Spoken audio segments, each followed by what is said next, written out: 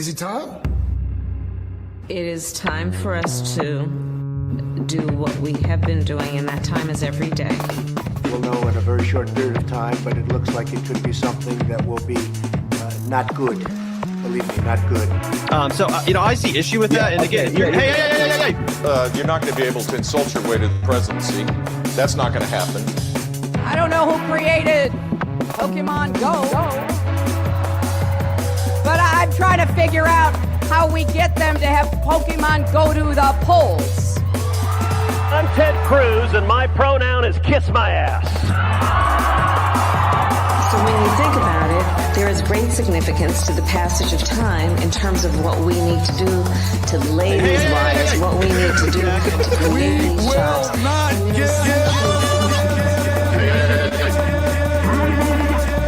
America is a nation that can be defined in a single word. I was going to foot. Not good. Believe me, not good.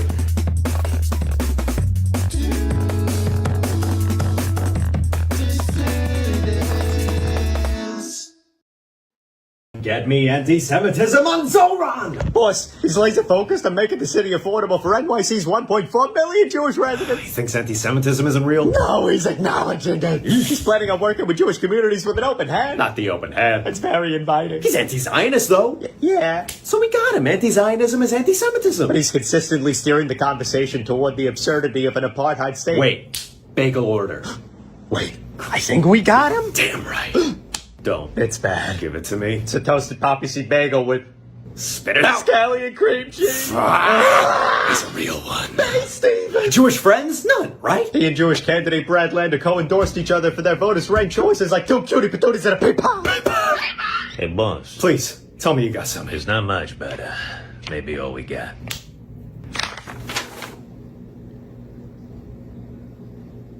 That's it? Yeah. Just dress it up. Make it look like an accident.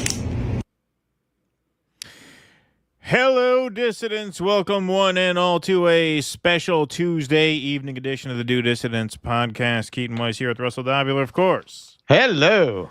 That comedy sketch is by Lucas Arnold, so go and check him out. Lucas Arnold. Go and support and subscribe, Twitter, Instagram, the whole bit. That was fun. It is primary night, so thanks all for being here. Sorry about the late start. How do you like a bagel, Keaton? I just like a bagel cream cheese. Just a bagel plain, cream right? Cheese. Yeah, just plain. I don't like lox. I'm not a fish guy. I don't like that. Yeah, horrible. No, just cream cheese. I mean, there are some flavored cream cheeses that are good, but generally just a regular cream cheese. You know, it depends on what they got in terms of flavors. So yeah, everybody, sorry about the lateness. It was out of our control. There was a technical error with the first stream through Rumble Studio. I think it was a Twitch connection issue, which for some reason crashed the whole thing. Usually when one connection fails, you just stream through the other connections, but Rumble Studio was just not letting us begin the stream this evening. So we're now off of Rumble Studio. So the good news for you guys is we get to display your super chats tonight for a change. And Maya says, my airline has near perfect safety record while fleet is 737s. Russ, did you see 3 India-bound 787s in last week forced to return to airport? Strange. I only saw one United flight that had to return. But, yeah. Yeah. Pretty crazy stuff. I did catch 3 Rumble rants that came in on the previous link before we had to switch links. Eric Rousseau said, I don't know if I could take any more winning. Ardeen W., thanks for the $5, says Twitter was a DJT knob slob and bandwagon last night because he announced a fake ceasefire. Where's the self-respect? Of course. And Eric Rousseau says, it's taken a lot of weed for me to emotionally handle the horrors committed by Israel and the USA. Hashtag numb. Well, thank you for those contributions. We're sorry we had to switch it up. I know it sucks. To all our newsletter people, I just sent out newsletter blasts giving you guys the link change. But we seem to have a nice little crowd filing in here so far, despite the difficult start. 1133 strong in the YouTube chat. 608 strong over on Rumble. Now up to 625. So please smash that like button and let's get a crowd in here. Let's let them know we're here. We got a lot to get to tonight. We have a lot of regularly scheduled content. Plus, of course, we have up to the minute New York City mayoral primary coverage as well. So we're going to preview that in segment number 1. Hells yeah. shock poll out just before Election Day. Of course, voting started last week. I voted over the weekend, but today is the official Election Day, and it is freaking 99 degrees here, man, or at least it was. It might be a little lower now. But yeah, final round polling. Mamdani, this is Emerson. Mamdani 52, Cuomo 48. And if you look at how that works out with the ranked choice, it's not until the final round that you get this flip. Cuomo is at 40.5. Mamdani's at 39.4. Now, I think that's because Lander's voters go overwhelmingly for Mamdani. Lander and Mamdani cross-endorsed each other, which you can do in a ranked choice system. The momentum is definitely there for Mamdani. I don't think in this neoliberal establishment town he could beat an establishment candidate normally, but Cuomo is such a loathsome pig that it's not looking bad, man. I mean, the betting markets, last I saw, actually had him at 66% chance. And the betting markets are usually better than the pollsters. So this, I think, was probably his best moment. This was in the second and final mayoral debate. A person in this seat at this time with no experience is reckless and dangerous. To Mr. Cuomo, I have never had to resign in disgrace. I have never cut Medicaid. I have never stolen hundreds of millions of dollars from the MTA. I have never hounded the 13 women who credibly accused me of sexual harassment. I have never sued for their gynecological records, and I have never done those things because I am not you, Mr. Cuomo. And furthermore, the name is Mamdani, M-A-M-D-A-N-I. You should learn how to say it. Boom. Boom. Now, you want to see the young kid with the eye of the tiger versus the old, beat-up, corrupt politician. Look at the final days of their campaign. So Mamdani walked the length of Manhattan as part of his closing pitch. It's about 22 miles. We have just begun our walk through the entirety of Manhattan. We're at Inwood Hill Park at the tip top. We're outside because New Yorkers deserve a mayor that they can see, they can hear, they can even yell at. Good, bro. Election's on Tuesday. Yeah? Tuesday! Thank you. Thank you, my brother. Hey, we're yeah, everybody contento, my friend. Hey. Hola, mucho gusto. Yes, sir. Yes, sir. Thank you, brother. Yes, you know that. You know that. Only the greatness, you know what I'm saying? When we launched this campaign on a cold October evening, few thought we could win. Thank you, my man. I'll see you. Thank you. Should end the cast. But I always knew that we would build a campaign just like this. Just voted today. Just voted today.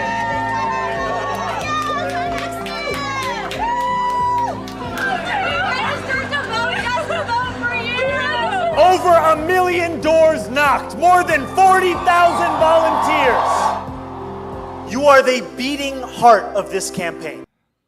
All right, so let's see Andrew Cuomo's rally. You bring it home, organized labor, volunteers, everyone working together, and we're going to build a New York City better than you've ever seen before, fairer than you've ever seen before, more inclusive than you've ever seen before, more loving than you've ever seen before, and we're going to do it. Oh, I'm sure it'll be more loving with Cuomo as the mayor. He's going to be loving up on all the ladies.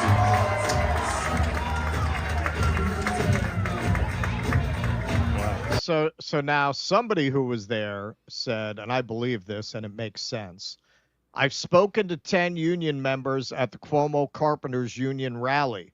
Only 2 live in NYC. The other 8 live outside the city and therefore are not eligible to vote here. Jersey 3, Long Island 3, Westchester 1, Hudson Valley 1, Bronx won, Queens won. Obviously, Bronx and Queens are the ones who can vote here. That makes a lot of sense. Like, who would turn up at a Cuomo rally? Like, that's registered as a Democrat, that's that right wing. Most of them are probably not going to be living in New York City, which is not to say you don't have these old mummies that are embarrassed that they're ranking him number one, that are going to vote for him. But to go to a rally, I don't think you have a lot of people in New York City who would not be embarrassed to be seen at an Andrew Cuomo rally. It makes sense that most of the people there were not from here. And you also got to remember, when you have these kind of union events, a lot of times their union tells them to go. Right. Exactly. They're not even real voters. But you could just feel the difference in the energy. You know, that just felt like a campaign of a corrupt politician from another time, which is exactly what it was. And Christian Smalls rightly calling out the unions that have endorsed Cuomo. All these unions endorsing Cuomo are fucking selling out. Yes, thank you. Speaking of selling out, maybe we'll cover this Thursday. I noticed it when I was doing my research for the Iran segment today. That guy Daggett from the Longshoremen's Union wrote a whole letter to Trump congratulating him on the Iran strike. Yeah, union tough right there. Union tough. So Cuomo had that sad little rally that apparently was attended by about 500 people, most of whom anecdotally at least can't vote for him. Mamdani had a big closing rally, and this is part of what might push him over the top. Their emphasis isn't just vote Mamdani. I mean, him and Lander are cross-endorsing each other. Don't rank Cuomo is a campaign unto itself. Right. Just let's not embarrass the city by having a mayor who was investigated for groping and sexually harassing and assaulting 13 women. Let's just not go there. So that's a big part of what's working in Mamdani's favor too. You look at the signs there. It's not even Mamdani signs. It's don't rank Cuomo, rank the slate, right? So you have a lot of people who might not even like Mamdani who are not going to vote for Cuomo. Enough, I think, to maybe put Mamdani over the top. And it's a maybe, because this is the Zionist homeworld here outside of Israel. This is maybe the weirdest story to come out of this primary. One of Mamdani's supporters got bitten at a rally by a Cuomo supporter. I shit you not.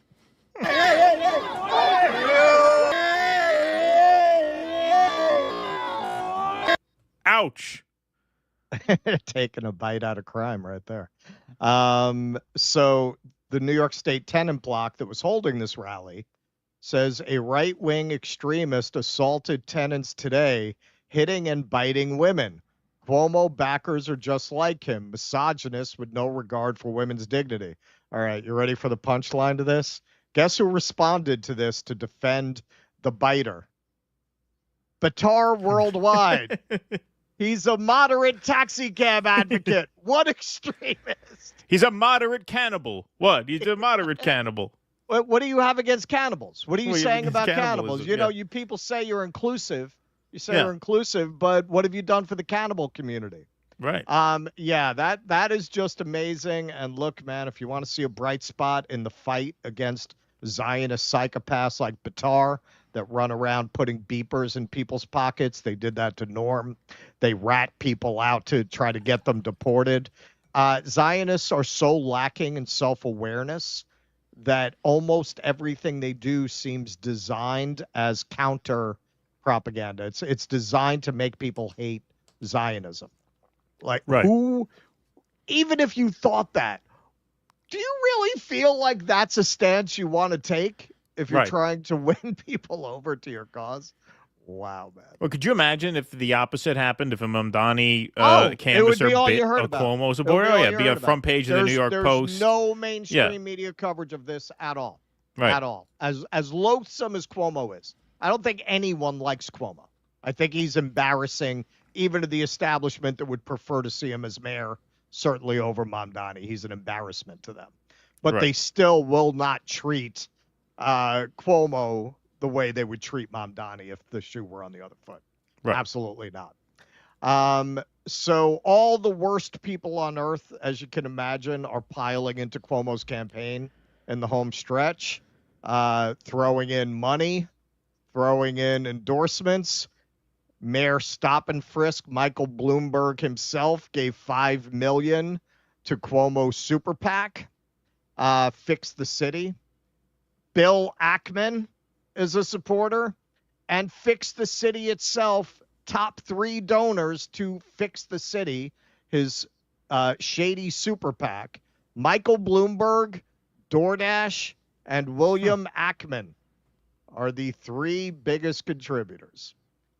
George Latimer, you remember him? He's the one that they primaried out Bowman with. He endorsed Cuomo. Alex Karp of Palantir, another one who has endorsed and donated money to Cuomo. Now let's see. We have another late breaking endorsement. This was at the last minute. We'll see if you recognize the voice. This is President Bill Clinton. I'm calling to urge you to vote for Andrew Cuomo for mayor of New York City. Early voting is open now, and election day is this Tuesday. I chose Andrew to be my Secretary of Housing and Urban Development because he knew how to get things done. Together, we worked for years delivering for working people, lowering homelessness, revitalizing He didn't even know neighborhoods, how to and unhook a bringing brow real with investment one to hand communities before he met that had me. been left behind.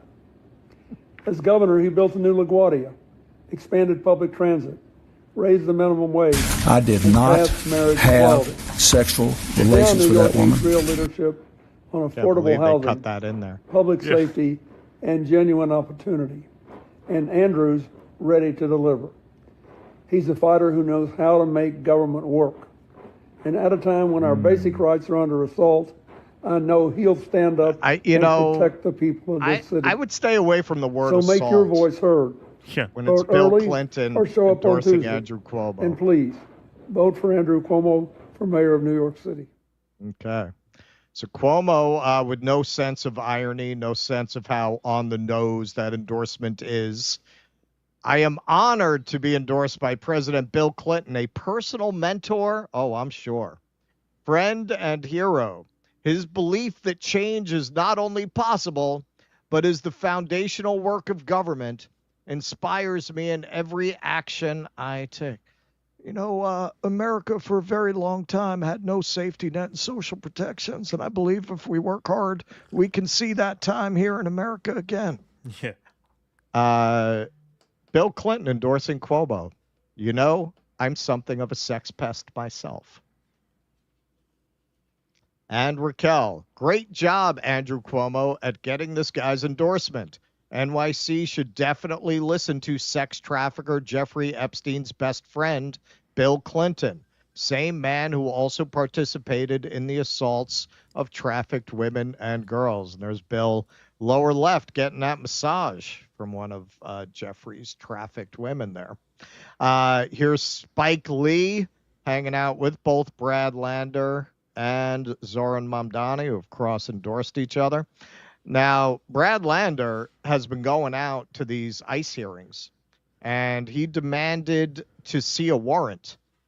Now, if you know how ICE rolls, you can imagine how they handled that with their usual professionalism, decorum, and respect for elected officials. No, they arrested him, actually. Show me the judicial warrant. Where is it?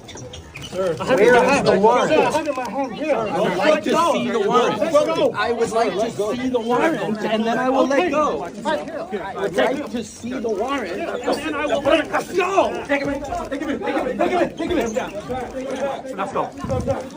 You don't have the You don't have the authority to arrest U.S. citizens. Sir, you don't have the authority to arrest U.S. citizens. You don't have the, I'm not obstructing, I'm standing right here in the hallway. I asked to see the judicial warrant. By asking for a judicial warrant?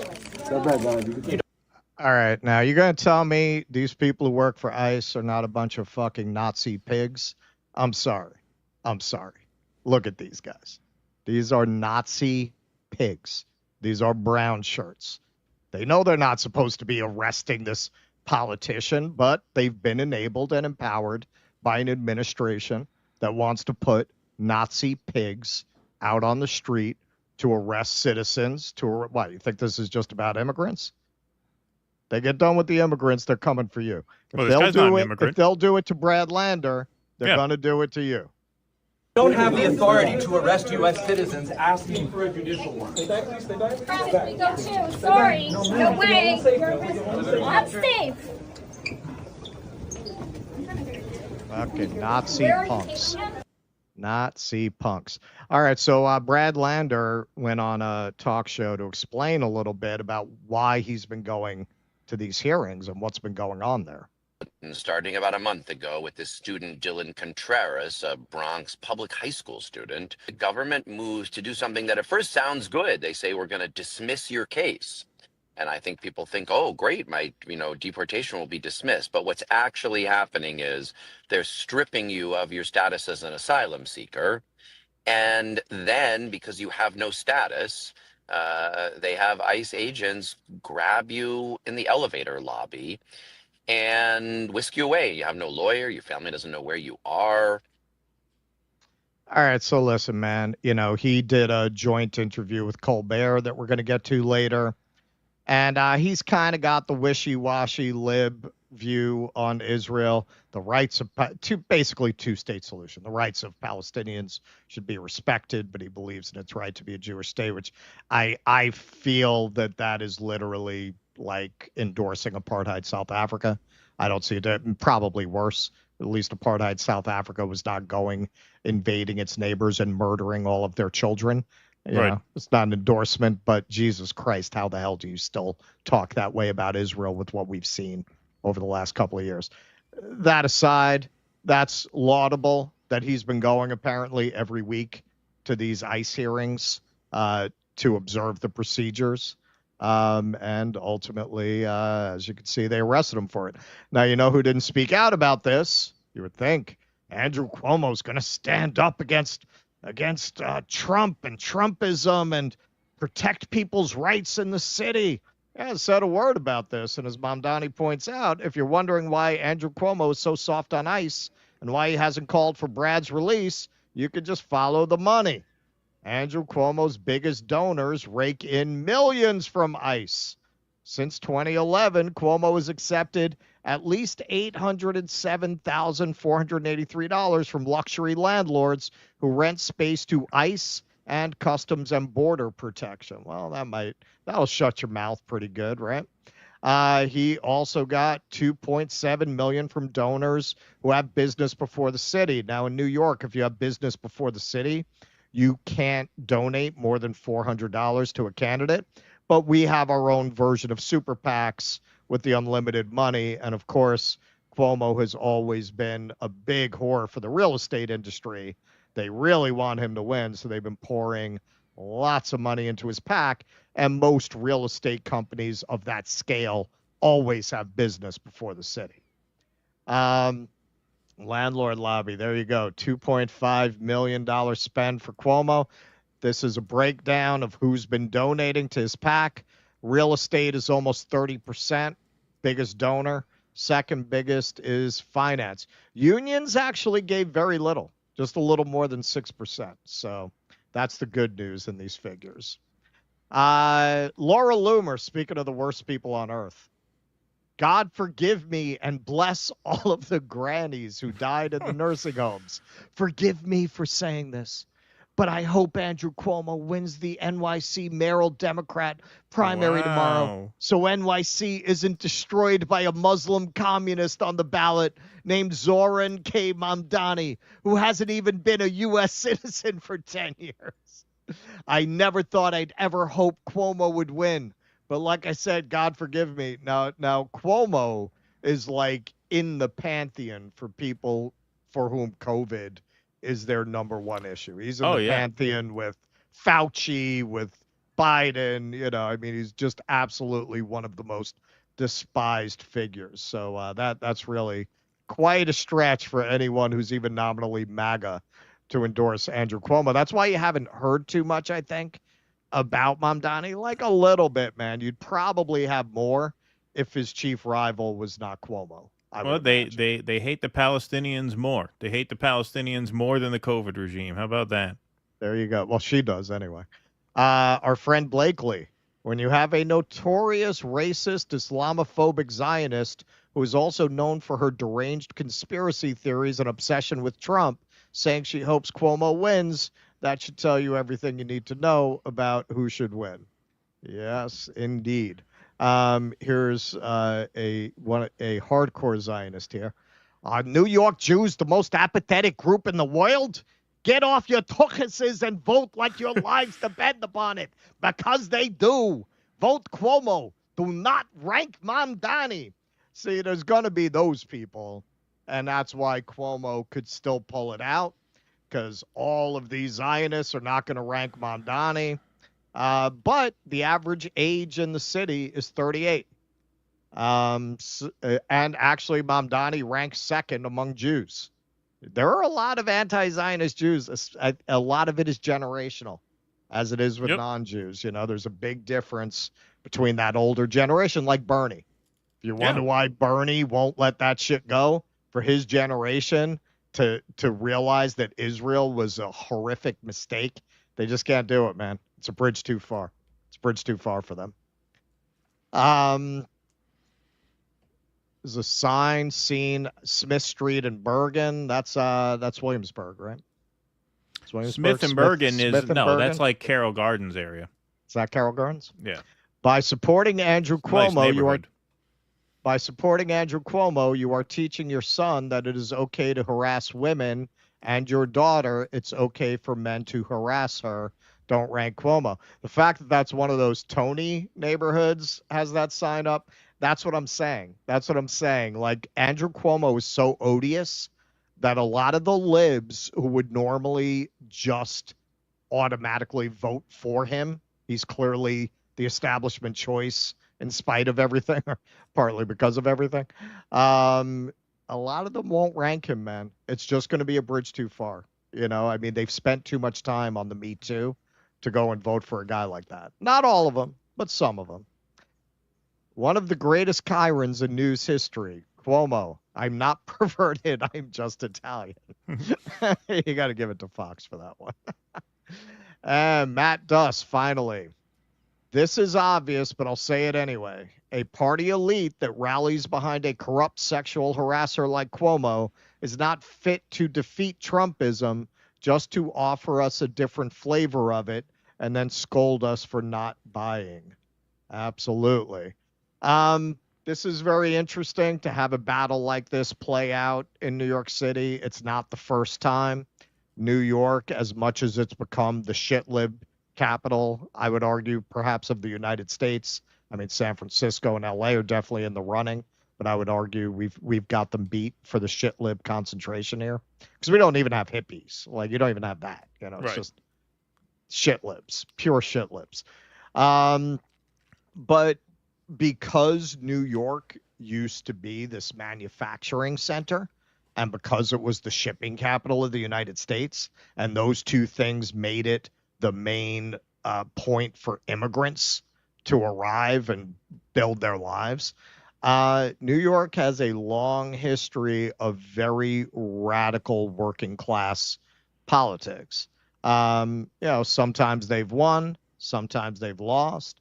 But part of what I think you're seeing here is, look, even on the wane, even with how the economy has changed, New York still has a very buzzing economy that attracts a lot of immigrant groups.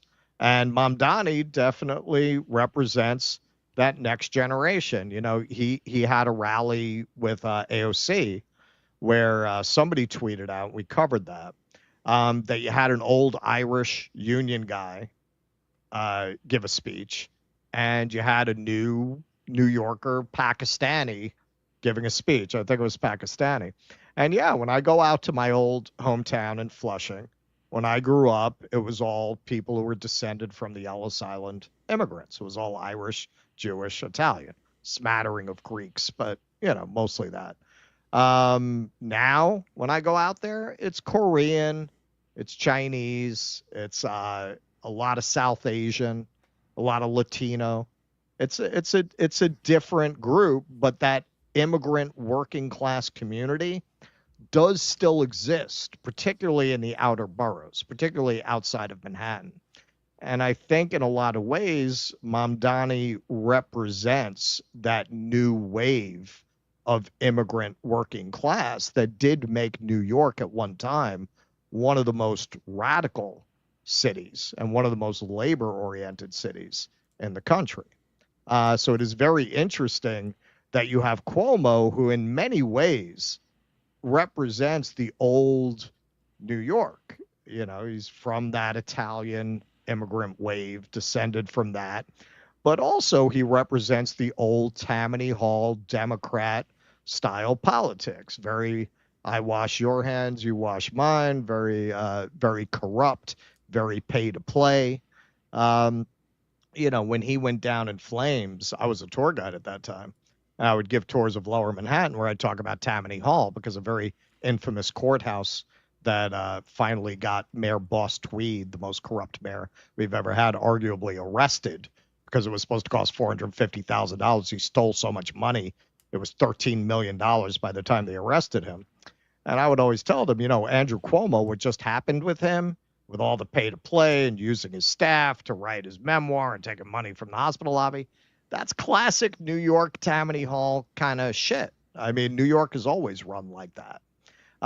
So in a way, it's kind of a fight between not only the old immigrant groups that Cuomo comes from, but also the old Tammany Hall Democratic Party that's dominated the city really for most of its history. Yeah, it's going to be interesting. It should be a very, very close race. There are a lot of X factors, especially with the ranked choice voting, you know, which I'm going to actually break down in just a moment. I think we should do that before the results start coming in. And we're likely not to know the results tonight, the final results. We will know apparently the first not round. Before July 1st. July 1st is when they will release them. You will get an idea of who is in a better position to win this evening, and it's a little complicated, so let me actually break this down a little bit here. So this is from the AP. New York City is using ranked choice voting in its Democratic mayoral primary. Here's how it works. In New York City's version, voters get to rank up to 5 candidates. So there are 11 on the ballot in the Democratic primary. They get to rank 5 from first to last on their ballot.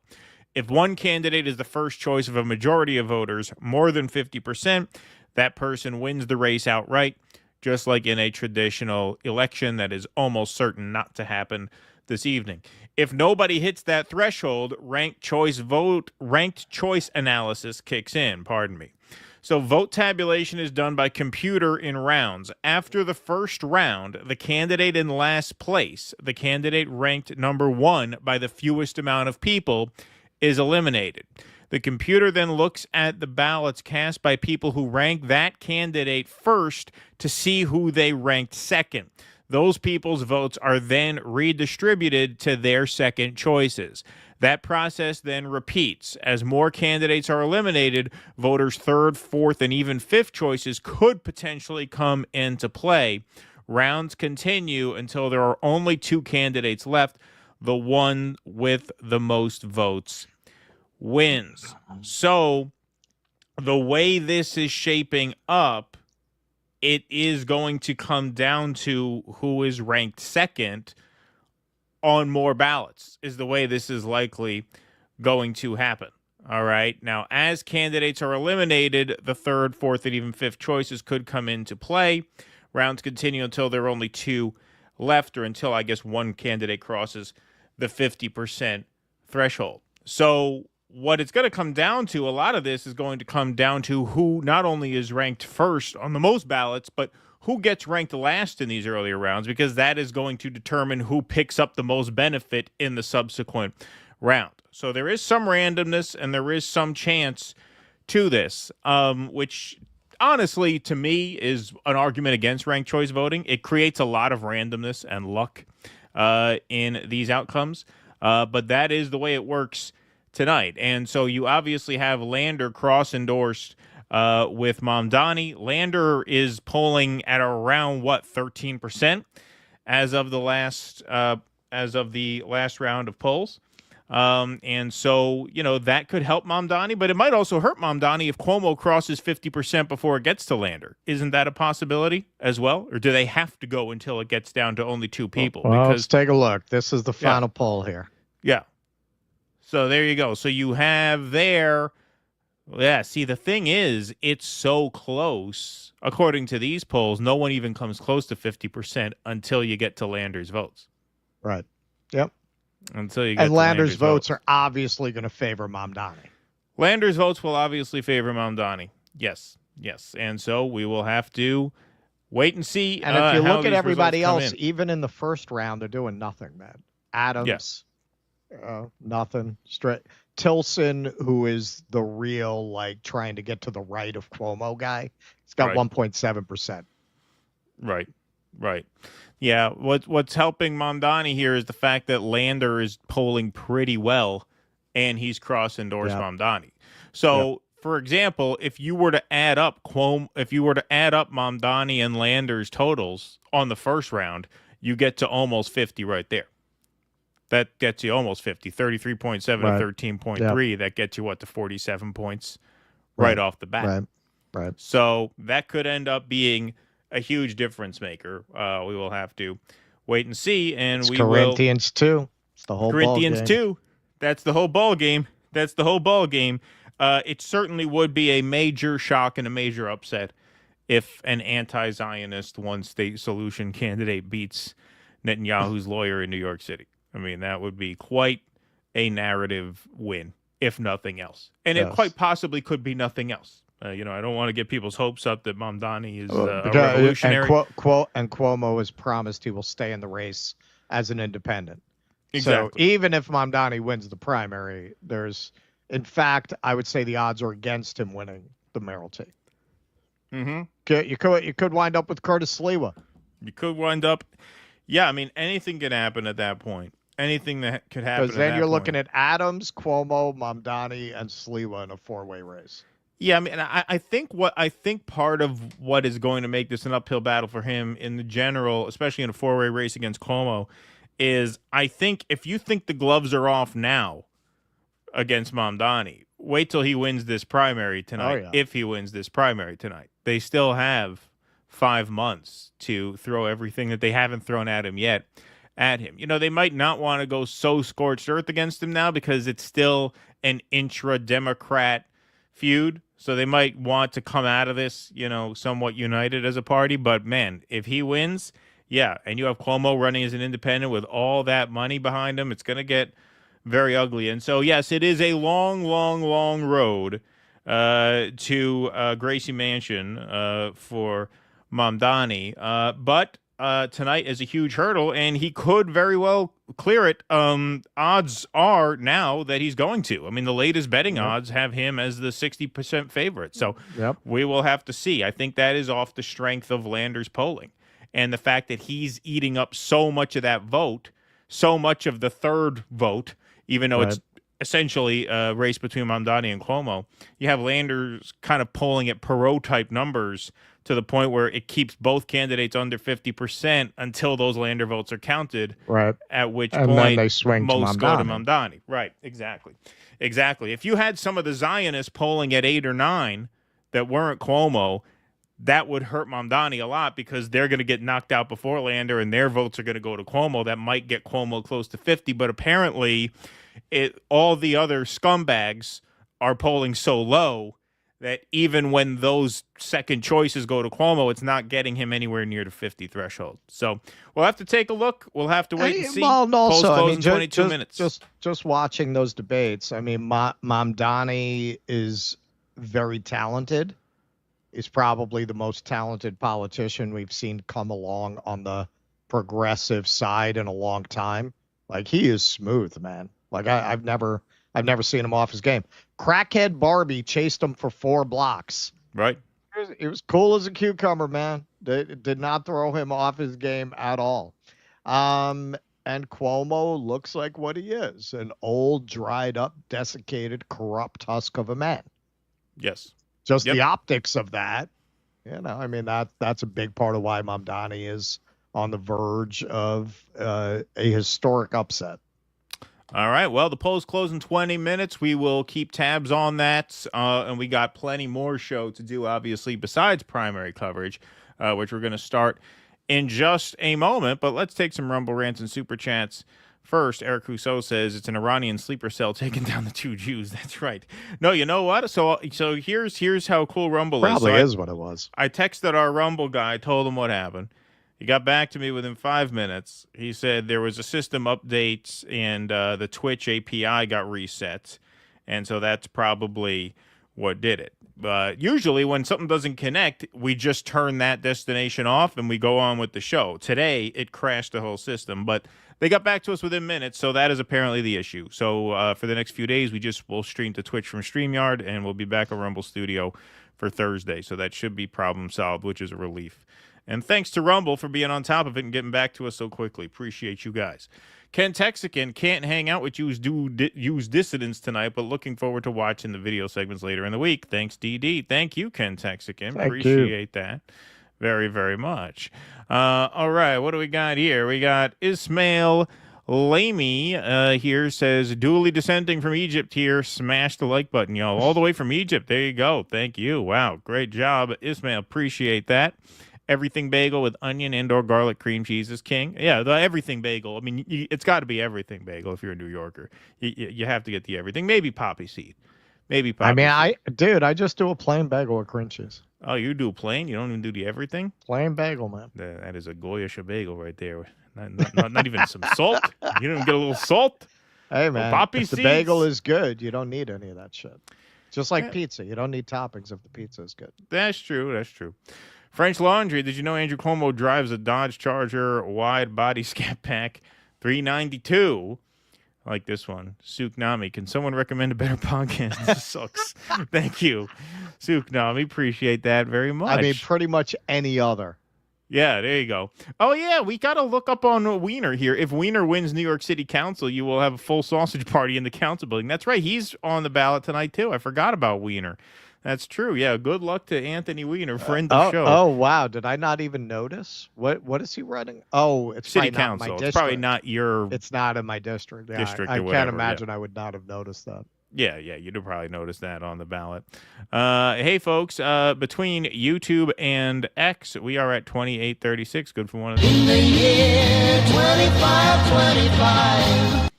And we're at 623 likes. Surely we can get that up past 666 for the next segment. All right, folks, so there's a lot to get to tonight, obviously. We have the New York mayoral primary. We also have some big news via Israel and Iran. But this was too crazy to let go. You know, some stories you just have to put in the itinerary because you just can't not talk about them. You may have missed this because of everything else going on in the world, but Florida builds alligator Alcatraz detention center for migrants in Everglades. That's right. Alligator Alcatraz. That's kind of a tongue twister. Alligator Alcatraz. Alligator Alcatraz. Got to say that 10 times fast. You won't get there. So the New York Times writes up, Florida is building a detention facility for migrants nicknamed Alligator Alcatraz, turning an airfield in the Everglades into the newest and scariest sounding holding center designed to help the Trump administration carry out its immigration crackdown. The remote facility, composed of large tents and other planned facilities, will cost the state around $450 million a year to run. But Florida can request some reimbursement from FEMA, said Tricia McLaughlin, a spokeswoman for the Department of Homeland Security. Florida's Attorney General, James Othmeyer, a Trump ally who has pushed to build the detention center in the Everglades, has said the state will not need to invest much in security because the area is surrounded by dangerous wildlife, including alligators and pythons. A spokesperson for the Attorney General said work on the new facility started on Monday morning. Now, I'm going to show you this video. This is a video put out by the Attorney General of Florida, James Othmeyer. And you tell me if calling these people fascists is even an insult anymore. Like, it seems like if you would put this video out, you don't even mind being called a fascist. This is just Probably cartoonish. like it. Yeah, just like cartoonishly sick. So let's take a look. Uthmeyer here at the Miami-Dade Collier training facility. This is an old, virtually abandoned airport facility right in the middle of the Everglades. Florida's been leading on immigration enforcement, supporting the Trump administration and ICE's efforts to detain and deport criminal aliens. The governor tasked state leaders to identify places for new temporary detention facilities. I think this is the best one. As I call it, Alligator Alcatraz. I'm going to let this continue in just a second. I swear to God, that's their music, not mine. That's not music I put in to satirize how idiotic this is. That's their choice of music. This is all their This work. wasn't the original track. This one is Nazi punks. Fuck yeah, off. right, exactly. Yeah, no, we this got is to their do our original own music. cut of this with that music and drop it on X. Yeah, exactly. This 30-square-mile area is completely surrounded by the Everglades. Presents a efficient, low-cost opportunity to build a temporary detention facility because you don't need to invest that much in the perimeter. If people get out, there's not much waiting for them other than alligators and pythons. Nowhere to go, nowhere to hide. Within just 30 to 60 days after we begin construction, it could be up and running and could house as many as 1,000 criminal aliens. This presents a great opportunity for the state of Florida to work with Miami-Dade and Collier counties. Alligator Alcatraz, we're ready to go. Ready to go. Wow. Now you want to see some dickless fucking chud freaks. Look at the replies section to that video. I'm sure. ICE arrests today says, amazing. This is what I voted for. A badass administration restoring law and order across all of America for real Americans, for those who pay their taxes and give back. This is the next best thing and will make way to mass deportations. B says, I really, really wish I could hit the like button about 1,000 times on Alligator Alcatraz. Thank you, Florida, for showing how to operate a state. Quite a few others should be taking a lesson. We are MAGA, 80 million strong, says, great idea, but why only 1,000 illegal aliens? 39 acres should be able to accommodate at least 1 million. Go bigly. Thank you, says Enjoy and Shy. The American people who want a country that is safe and secure for their families say thank you. Now, the Florida Republican Party, this is the official account of the Florida GOP, puts out this mock movie poster, Alligator Alcatraz, with the alligator and the giant snake there. Florida leads the way. AG James Uthmeyer just unveiled Alligator Alcatraz, a bold plan to house illegal immigrants for deportation deep in Gator country. Florida stepping up to support ICE and Trump's crackdown. The project is sure to appeal to President Trump, who talked repeatedly during his first term about building a moat along the southern border filled with alligators or snakes. As he pushed for a wall to keep migrants out, he urged officials to build it with spikes, razor wire, and black paint to ensure that it would serve as a deterrent. The more terrifying looking, the better. The goal in Florida is to have 5,000 additional beds spread out at the new facility and potentially other smaller facilities as well. It's not clear how quickly the new detention center can be built, but Miss McLaughlin, there should have been a ... there. I skipped a couple paragraphs, but that's okay. The point remains the same. The DHS spokesman said the goal is to have it... I'm sorry? Spokeswoman. Oh, spokeswoman. Sorry. I misgendered her. Although they shouldn't care. I mean, that's Ron DeSantis' state, right? They should be cool about that, right? Yeah. What are you, woke? They love that shit. They love that shit, yeah. But Miss McLaughlin, the DHS spokeswoman, said the goal is to have at least some of the tents up and running by July. So you're not going to have buildings up and running for a while because you got to build it. They just started on Monday. But you're going to put people in tents in July. In the Everglades in July. Yeah, that's Florida. The plan. Yeah. In Florida, yes. Immigrant advocates criticized the move, saying that it was creating a new form of detention outside the scope of the federal government. Mark Fleming, the associate director of federal litigation at the National Immigrant Justice Center, said it amounted to an independent, unaccountable detention system. Mr. Fleming added that there were a host of problems with the plan to hold migrants in tents at the airfield. The fact that the administration and its allies would even consider such a huge temporary facility, he said, on such a short timeline, with no obvious plan for how to adequately staff medical and other necessary services in the middle of the Florida summer heat, is demonstrative of their callous disregard for the health and safety of the human beings they intend to imprison there. It simply shocks the conscience, Mr. Fleming said. Didn't shock libs of TikTok's conscience, though. We're going to show you a few other chud takes. Breaking, DHS has approved Alligator Alcatraz, a new facility in Florida to detain illegals surrounded by a swamp filled with alligators. Paul A. Sapula says, Democrats will throw a fit over this, or anybody who's like a human being. Bet you won't see congressmen and senators visiting there, says Debbie, a reference to Chris Van Hollen's trip to El Salvador to attempt to retrieve Kilmar Brego Garcia, who was eventually released back to the United States. The case against him seems to be falling apart from what we hear. Russell has more on that later in the show. And more chud takes. But yeah, more chud takes. Yeah, but this is just obviously insane. It's obviously an insane idea to begin with. It's an even more insane idea to say we're going to put people in tents in the Everglades in July. People will die. People will die. No question. People will die. Of course. If you're going to put tents out in the Florida heat, in the Everglades in freaking July, no, people start dying almost immediately within days. Yeah, no, it's just it's an unbelievably insane idea. Just broadly speaking. And then when you add this idea to start putting people there in starting in a few weeks, July, didn't specify in the article what point in July, but before there's a building there, you're going to start putting migrants there. Now, the big, beautiful bill, by the way, if they can get it passed, has $45 billion set aside for new ICE jails. So there could be one of these coming to a state or a city near you.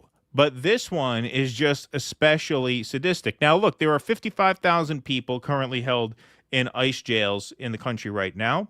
That is approximately, if my math is correct, about a 20-something% increase from Joe Biden, who had, I think, 40,000 in ICE jails when he left. So this is very much a continuation of an already existing, very cruel and draconian policy towards immigrants. This is why when people say, well, under Biden, it was a free-for-all. No, it was not a free-for-all. You just had a massive volume of people coming north up through the border. And we could talk about why so many got through, but it was certainly not the case that Joe Biden was just letting people come and go as they please. If that were the case, there would not have been 40,000 people held in ICE jails under Joe Biden. So it's a very cruel system going back a very long ways. And under Biden, they increased ICE funding every year. Yes, they increased ICE funding every year. Yes, so it's a very cruel system going back a very long ways. But there are different ways to talk about fascism. Some people use the 14 points definition. Some people have more specific definitions. It is an admittedly amorphous kind of term. But one characteristic of fascism is to make a grotesque spectacle of cruelty in order to rally mobs around cruelty. And if that is not what this shit is... James Uthmeyer here at the Miami-Dade College. What that is. Like, if you have any self-awareness whatsoever, you know that this is a fascist video. And if you're cheering for this, then you are part of a fascist mob. There is just no doubt about that. And I think a lot of people, when they think about deportation, they don't think about this phase of it. They think, well, if you're not supposed to be here, we take you from where you are, we put you where you're supposed to be. How can you argue with that? Well, there's this intermediate period where you are held in places like Jena, Louisiana, where Mahmoud Khalil was held, where Rameza Öztürk was held, in just horrible conditions indefinitely until they can figure out where to put you. So it really creates this problem of mass incarceration as well. It's not just mass deportation. It creates a mass incarceration dynamic. And once they have these jails built, these ICE jails built, and the mass deportations are over, what do you think they're going to do? Convert those ICE jails into public housing? No, they're going to convert them into non-immigrant jails for the rest of us. Well, and this is what people don't seem to realize until it's too late. They never do.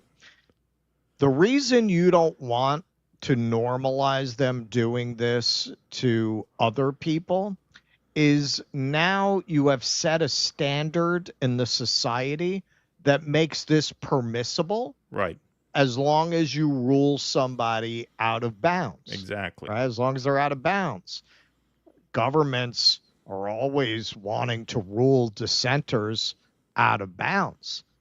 So you're going on the assumption that you'll never be one of those dissenters. Well, say just theoretically, that all this prosperity they're promising you that's going to come at the end of all this savagery doesn't come, and you get angry and you want to start speaking out against these people.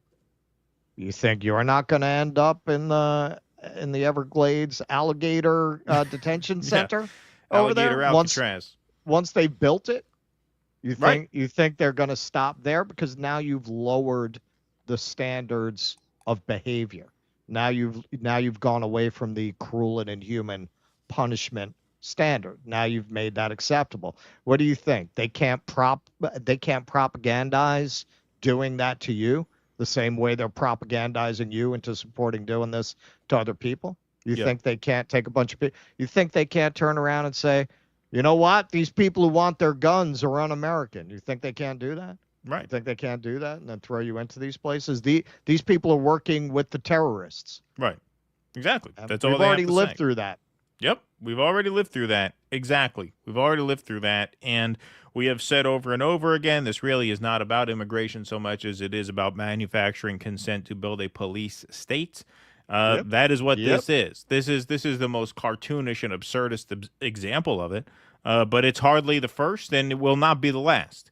It especially will not be the last if this big, beautiful bill gets through in its current form. There's so much in that bill that is not being talked about. These are things that are going to have to be talked about, and there's going to be, there's going to have to be a real reckoning on this issue and so many others that are part of that bill. People are paying a lot of attention to Medicaid. Marjorie Taylor Greene is actually objecting to the lack of AI regulation, but this is just one of those things. This immigration issue was so hegemonically dealt with in 2024, and the Democrats put up such little fight on this issue. They basically just tried to adopt as Trumpian a position as they could. This is where they see their biggest opportunity to manufacture consent for a police state. And people are going to have to wake up to this, just like people were hip to the Iran propaganda. I think that's a big part of why we even had this ceasefire at all. And I'm not optimistic that this is going to last very long, but I think people raising their voice about that at least slowed that process down. People are going to have to speak up about this, because if you don't see that as an example of this country going in a very dark direction, then you have really lost the plot. And I know that is a cliche, but it's true. And the fact that so many people can watch that and cheer it on, you're walking right into a trap that you don't even realize. Yep. All right. Why don't we move right on along here? Fine young cannibal lives matter, says Michael Mike, the Russian bot. Thank you, Michael Mike. Appreciate that. Fat Not So Fat Palantir Mosaic counterintelligence program was used to justify bombing Iran nuclear facilities. Thank you, Fat Not So Fat. Props for giving Misty a show. She's legit. Thank you, Steve. Yes, Misty Winston is live tomorrow night at 8 p.m. Eastern with special guest Dave DeCamp, our friend Dave DeCamp from antiwar.com, who has been crushing it lately. Very busy man nowadays if you're an antiwar.com journalist. He was just on with Matt Gaetz, actually, a couple days ago, I think maybe even yesterday. So he's been crushing it. Misty's been crushing it. So make sure you subscribe to our Rumble channel. That streams exclusively to Rumble and X. And so make sure you follow us over there and watch that live tomorrow at 8 p.m. And then we will have clips drop throughout the week. Cat Faye Garrett, thanks for the super sticker. Appreciate that very much. All right, Russell, what do we got next? All right. Maybe the biggest disappointment in the history of comedy since Fatty Arbuckle killed a girl. Stephen Colbert interviewed Brad Lander and Zohran Mamdani jointly. Here's a tweet, because we're going to make a little comparison here. When a fascist is close to gaining power, a liberal will go easy on them. When a leftist is close to gaining power, a liberal will do everything they can to stop them. Compare Colbert's first interview with Trump versus his first with Mamdani. That tells you everything you need. All right, so we'll start with the Mamdani interview. The Colbert people are copyright bitches, so it'll be audio only. Of Israel have the right to exist? Yes, like all nations, I believe it has. Does the state of Israel have the right to exist? Yes, like all nations, I believe it has a right to exist and a responsibility also to uphold international law. Okay, well, let's talk about the elephant in the room, is that there are many people in New York, even people who would support your candidacy otherwise, who don't want to support you because of the Jewish community's fear of the true and rising anti-Semitism, not only around the world, but in this country and shamefully in New York, which is the largest Jewish population of any city other than Tel Aviv in the whole world. And they are worried, they're very upset by some of the things that you've said in the past, and they are afraid that your mayorship would actually lead to increased anti-Semitism, that they believe that that would be more dangerous for them. What do you say to those New Yorkers who are afraid that you wouldn't be their mayor, that you wouldn't protect them? You know, I know. Okay, now, I just want you to imagine if a Jewish Zionist, virulent Zionist, they're the most virulent Zionist you can imagine. Say Mike Bloomberg, for example. I mean, Yeah. say Mike Bloomberg. Like if he were to run for mayor and become mayor, right? Can you imagine him being asked, well, what do you say to the Muslim population in New York who feel unsafe about your support for a genocidal apartheid state? All right. The fact or little Yemen, you know. Yeah, to frame the question in the way that the things that you've said scare people. This is, you know, we're not among those who throw that term around lately. It is pure racism. It's pure racism and Islamophobia to sit this guy down and call him onto the carpet to explain himself to Jews in a way that he would never ask a Zionist to explain himself to Muslims. And from my experience being at many of these protests, and anyone could tell you this who's been at these protests, you're much more likely to hear genocidal chants from Zionists than you ever will at a pro-Palestine rally. Yes, of course. Where that fear is coming from. It's a fear that is based upon the horrific attacks we've seen in Washington, D.C., in Boulder, Colorado. It's all the way from Jews will not replace us to today. And it's a fear that I hear also from New Yorkers themselves. Just a few days after the horrific war crime of October 7th, a friend of mine told me about how he went to his synagogue for Shabbat services, and he heard the door open behind him, and a tremor went up his spine as he turned around, not knowing who was there and what they meant for him. I spoke to a Jewish man in Williamsburg just months ago who told me that the door he left unlocked for decades is now one that he locks. And ultimately, this is because we're seeing a crisis of anti-Semitism. And that's why at the heart of my proposal for a Department of Community Safety is a commitment to increase funding for anti-hate crime programming by 800%. Because to your point, anti-Semitism is not simply something that we should talk about, it's something that we have to tackle. We have to make clear there's no room for it in this city, in this country, in this world. And no justification for violence of any kind? No, there is no room for...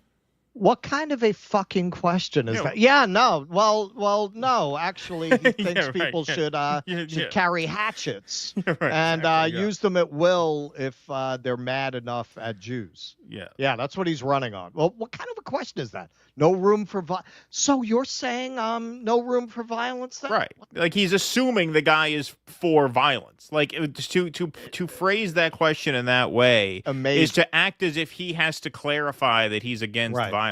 Right. Like, hey, you really owe it to people to clarify that you're against violence. Has the guy made a violent threat to anybody? Has the guy, given you any reason to believe that he supports violence except the fact that he's a brown guy with a Muslim name who criticizes a genocide? Yeah. That I think may have been the most insane moment in this interview. Yeah. So no violence of any kind. What kind of a thing is that to ask? Yeah, it's insane. This guy, this very professional, obviously very well educated, articulate, very, very warm guy to ask him. A very conciliatory guy. I mean, just look at that answer. Look at that answer. He's going out of his way to frankly bend over backward to play along with the berserk question that you're forcing him to answer. He shouldn't even have to answer, but he's playing along because he's a politician. He's trying to win. Well, he's showing an instinct. If I could just interject this one thing, he's showing a certain instinct that Bernie never showed when Bernie got close to victory. When Bernie was on the doorstep of victory in the 2020 primary, he went out there and he antagonized the establishment even more. The party establishment's getting very nervous. Tactically, that was a huge mistake. That was the exact opposite of what you wanted to do at that point. As the front runner, your job is to go. If you're an anti-establishment candidate, as the front runner, your job, especially in a forum like this where you have the shit libs of all shit libs watching on TV, the Stephen Colbert show, as a campaigner, your strategy has to be, my job here is to put the libs' mind at ease. I want people to become at ease with me and comfortable with me, which is what Mamdani was wise enough to do in that answer. Bernie did the exact opposite. Bernie got more combative as he built momentum at the very end, and that's how he got sandbagged with that Fidel Castro bullshit question on 60 Minutes, and that's what broke his momentum. No, this guy, he has good instincts. That's the thing about Mamdani. His instincts are good. He has good political instincts. He has good chops. He's a good candidate. And if you watch this whole thing, this is where you really see, look, take some comfort in this. It might not be soon enough. It might not be soon enough to avoid, digging around in the ruins of your local supermarket for non-irradiated cans of peas. But hey, if we last long enough, the times they are changing. Colbert's own audience booed Cuomo, and you can hear they're on Mamdani's side. Right. They keep cheering for him throughout this interview. They cheer for Mamdani. They boo with the mention of Cuomo's name. So Colbert is a dinosaur. He represents an aging and frankly dying off older boomer voter. And yes, we know not all boomers. You don't need to pile into our comment section explaining you're a boomer and you're not like that. We know. We've actually covered the reason boomers skew conservative is because the left ones died. Right. The more radical they didn't have ones. the money for the health care that they needed. That's why you have such a conservative population. But the fact is, that's who Colbert speaks to with these kinds of questions. Right. Violence in this city, in this country, in this world. And what I have found also from many New Yorkers is an ability to navigate disagreement. Because the conclusions I've come to, they are the conclusions of Israeli historians like Amos Goldberg. They are echoing the words of an Israeli Prime Minister, Ehud Olmert, who said just recently, what we are doing in Gaza is a war of devastation.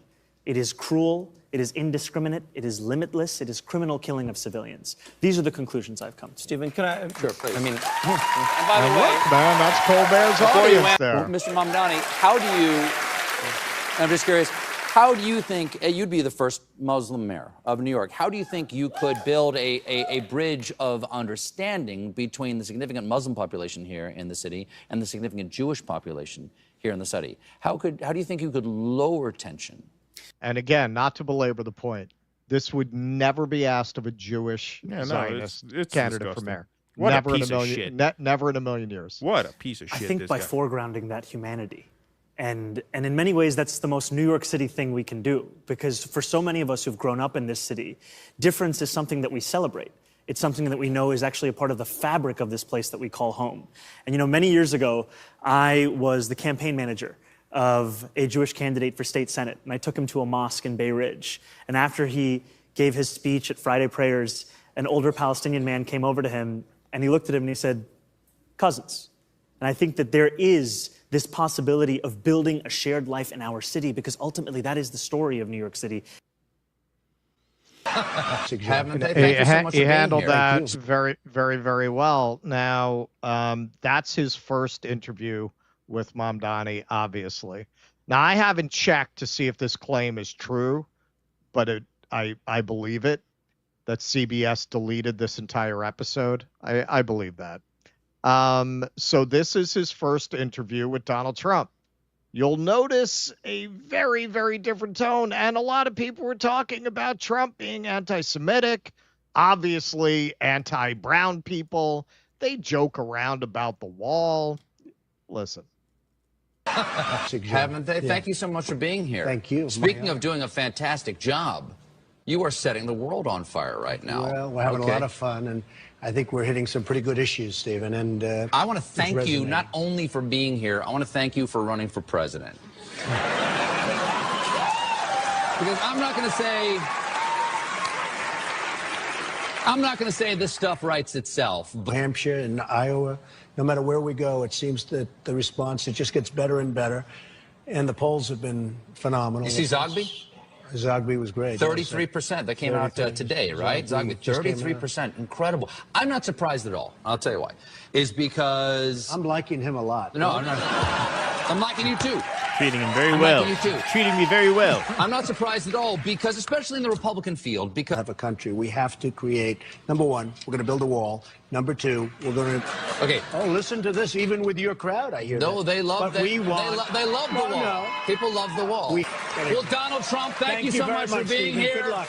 Donald Trump is the leader for the Republican nomination. We'll be right back. Tongue bath. Tongue bath. Oh, yeah. Did you see Zogby? Oh, look how great. Oh, they love the wall. It's a little different. Little different. This is, hey, man, our commie friends will always point this out. They're absolutely right. Scratch a liberal, you get a fascist. Yep. The liberals will always side with the fascists. When the choice is between fascism and socialism, they will always side with the fascists. If that doesn't demonstrate that, I don't know what does. Look at the difference between the tongue bath he gave Donald Trump when he was winning the Republican primary and the way he treated Mamdani. Did you see him saying to Mamdani, "Wow, you're killing it"? Have you seen the polls? Wow, you're crushing No. it. You came out of nowhere. You're taking the city by storm. Yeah, you know, it's funny because they're such Nazis about the copyright. I don't even pay attention to Stephen Colbert because we can't cover him, and I find him incredibly uninteresting. So I never watch him. But that really is infuriating. I mean, what a piece of garbage. What an absolute piece of garbage. And the fact that he started out, you know, he was introduced to us during the Bush years doing a very clever sort of That's what I mean. like He is satirical such a version of O'Reilly. disappointment. Yeah, exactly. You yeah. would never have expected him to turn out like this because his comedy was so smart. Yeah. And this is so dumb. This is so dumb to just be this kind of a shill Exactly, for the yeah. most bland, uninteresting establishment sensibilities. You just never would have expected that from him. No, he was I the mean- perfect counterpart to Stewart. Yeah, exactly. To have this guy doing like a Borat version of the Bill O'Reilly show, just like an in-character O'Reilly spoof.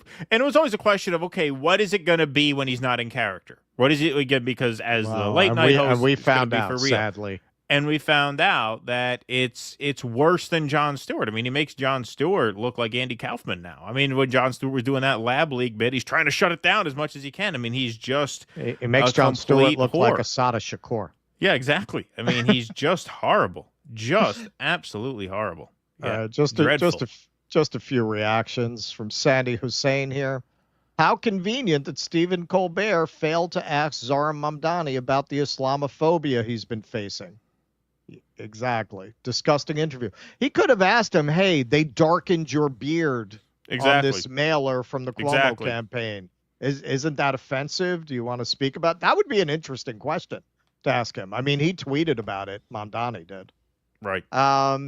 Never would. Nope.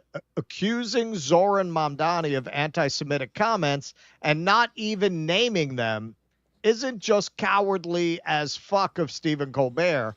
It's a sign of how empty and morally bankrupt Zionism is. It can't hold up to scrutiny.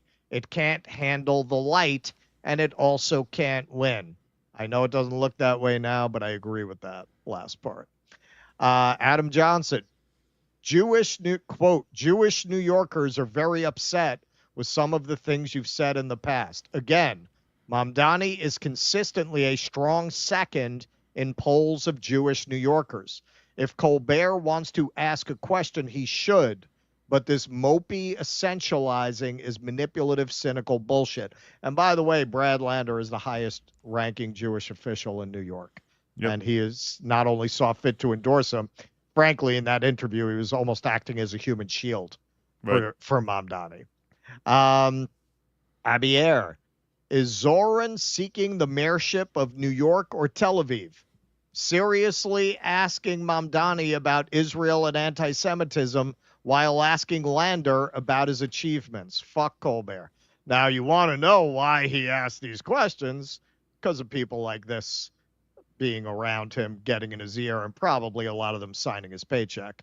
Alicia Wiesel, I joined NYC Jewish leaders insisting Colbert question Mamdani on his refusal to condemn, globalize the Intifada and other anti-Semitic language. If Colbert is going to platform Mamdani, he must use Zionism is wokeism. Right. All the language, all the concepts, it's wokeism on steroids. If he's going to platform Mamdani, he must use the interview to hold him accountable. For millions of Jews, Intifada has one meaning, and one meaning only. And you know what? For millions of Muslims, Israel has one meaning and one meaning only: genocide. Right. And Mr. Colbert must take this seriously. That's why he asked those questions, because his bosses are much more reflected in Alicia Wiesel's view than any of the other commenters we featured. Yes, and Intifada means struggle and shrugging off. The first Intifada was a peaceful resistance movement in Palestine, which was followed up with a blockade. So the blockade of Gaza did not start in 2006.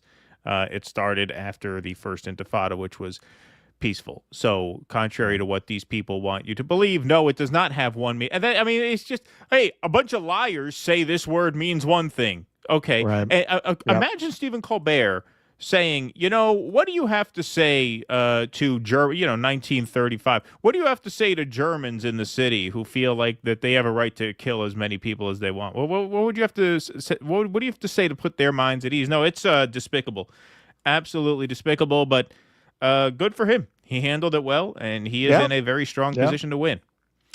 All right. Well, that is a perfect segue into our first game break. We have results in. It is 9:17. Polls closed 17 minutes ago. And I have to say, so far, it looks pretty golden for Zoran Mamdani. He is looking very, very strong here. So I'm assuming these are a lot of early votes. 39%. What are these, exit polls? No, these are votes. Exit polls these are actual vote These are actually votes, yeah. So, there was a big early vote that probably came in first, and then same day it'll trickle in. Right. So with 40% of the votes in, Zoran Mamdani 43.1, Andrew Cuomo 34.5, with Brad Lander at 12.9. So basically you have 43 to 34, and then Lander at 13. And everyone else has like nothing, which is very good for him. Very good for Mamdani. So the reason why this looks really good for him so far is that when you add Mamdani's, Cuomo's, and Lander's total, you get to 90 points out of 100, which means even if all these other also-rans from Adrian Adams on down, even if all of their second-round picks go to Cuomo, that would net Cuomo 10, which would put him at 44. Right. Once Lander's second choices come in, they're going to be almost all from Mamdani. That puts Mamdani well over 50. Well, who do you think's going to get the Paperboy Love Prince vote? Yeah, exactly. Yeah. So if that could swing it, if this holds, or even close to holds, like if this is even close to the final count, barring a pretty major sea change in the same day voting, which is possible, we don't know. But if these numbers hold, Mamdani is going to win. He is on track to win. Very convincingly. At this moment, he is definitely on track to win. Now, you might say the same day vote skews a little more conservative. Hey, let me tell you something. The fact that it was 100 degrees in New York City is not good for Cuomo either, because a lot of the boomers are not going to get heat stroke online to wait to vote for Andrew Cuomo. His voters are the CNN voters. Right, and the most vulnerable to heat stroke. Yes. So that is something else that's in Mamdani's favor. But yeah, no, I mean, these numbers are about as good as you could have hoped for if you're the Mamdani campaign. The key is you want to beat Cuomo in the first round, and you want the also-rans underneath Lander to get very, very low vote totals, because that keeps Cuomo under 50% until Lander's votes come in. And at this rate, that is what is going to happen. That is what is going to happen at this rate. If the rest of the votes look like this, Mamdani is going to win this pretty convincingly, which is fucking amazing. Which is amazing. I mean, this is in keeping with the theory of the case for Mamdani that Cuomo was just too much of an odious pig for his natural voting base to vote for him. A lot of them probably just didn't vote at all. The kinds of people who would vote for Cuomo who don't want to vote for Mamdani, a lot of them probably just stayed home, especially with it being 100 degrees out. Yeah. What am I done to Schwitz for? I'm not going all the way there for that guy. He grabbed, my daughter was an intern. He grabbed her right in the tuchus. Right in the tuchus. So Mamdani crushing it in Brooklyn, which is the most progressive and also by far the most populous of the 5 boroughs. So Brooklyn 51-27. If Brooklyn were an independent city, it would be the 4th largest in the U.S. In the country. That's right. Queens, Mamdani doing well too. Makes sense. That's where the new immigrants are. Yep. Even Manhattan, 37-33. Yep. Even Manhattan, 37-33. And what's the aqua turquoise? Who is that? That's Andrew Cuomo. So Cuomo is running it up in the Bronx. I'm like, who's that? And Staten Island. Yes. So the Bronx, really? Yep. How could he be winning? Are they? No, they're not getting down to the county level. I can't imagine he'd be leading in the South Bronx. Well, yeah, they're not getting it. Although, actually, no, that's true, because he had this huge advantage with the black vote. A lot of the black vote, a lot of the machine politics, black church vote. Yeah, absolutely. And then Staten Island is basically the MAGA vote. Yeah. So, man, it's looking pretty golden for Zohran Mamdani. Now 51% of votes in. The votes are coming in fairly quickly. I mean, at this point, I would have to say, based on these numbers, he's the overwhelming favorite to win. He's crushing it. He's crushing it. All right. And it's going to take it's going to take a huge surge for Cuomo to overcome this. And it turns out, Mamdani, once again, unlike Bernie, Mamdani has a lot of great instincts.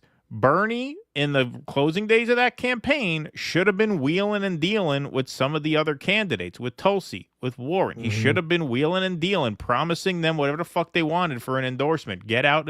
He didn't do any of that. He ran a very intellectually lazy campaign both times. Physically, he was a powerhouse. I mean, the guy was in his 70s. He's out there giving 4 rallies a day. Can't take that away from him. I was going out working security for his rallies. I was getting exhausted. Yeah, you're falling asleep when you're working security. I mean, physically, you can't take it away from him. But intellectually, strategically, he had a comic book salesman running the fucking campaign. If you were a politician, you'd have been wheeling and dealing in those final days, and it turns out it looks like the real difference maker from Mamdani was getting that co-endorsement from Lander, because Lander's sitting on 12 points. That was the move. That was the move. That was the boss move. That was the checkmate move, because all these also-rans are tanking. Lander's doing fairly well in third. When those votes almost entirely go to Mamdani, which they will, he's sitting right at the doorstep of 50 as it is, 43.5. He only needs 7 of those Lander points. He's probably going to get at least 10, if not all 12. So, yeah, unless Cuomo makes it, unless the same-day vote comes in overwhelmingly for Cuomo, Mamdani's going to win this. It looks like at this rate he's got it. And look, I got to say, looking at these numbers, even in that theoretical four-way race, I'm going to say now, looking at that, if that holds up, advantage Mamdani, because this is consistent with the theory Andrew Cuomo may just be too disgusting. I mean, you're running draw against his natural voting base. And the people who would be inclined to vote for him, a lot of them will vote for Adams. Right. Like, they're in the same lane. If you want someone like Mamdani in that four-way race, he's the only one covering that ideological lane. Adams and Cuomo are basically, you want a really corrupt, essentially Republican with a D next to their name, you got 2 of them. He's running against literally 2 criminals and a shock jock radio court jester. I mean, that's what I'm saying. If he's coming in this strong, like if it finishes up where Cuomo's not even close, at that point you got to say advantage Mamdani in the actual general. Yeah. Well, also Which Mamdani we've been very hesitant to say that. He has the D on his New name. York, I mean, he's got the party line now. If this holds, I mean, well, you know how that goes. The party will attack their own nominee. Oh, of course if they the will, nominee is not. To the right of Francisco Franco. Yeah, exactly. Yeah.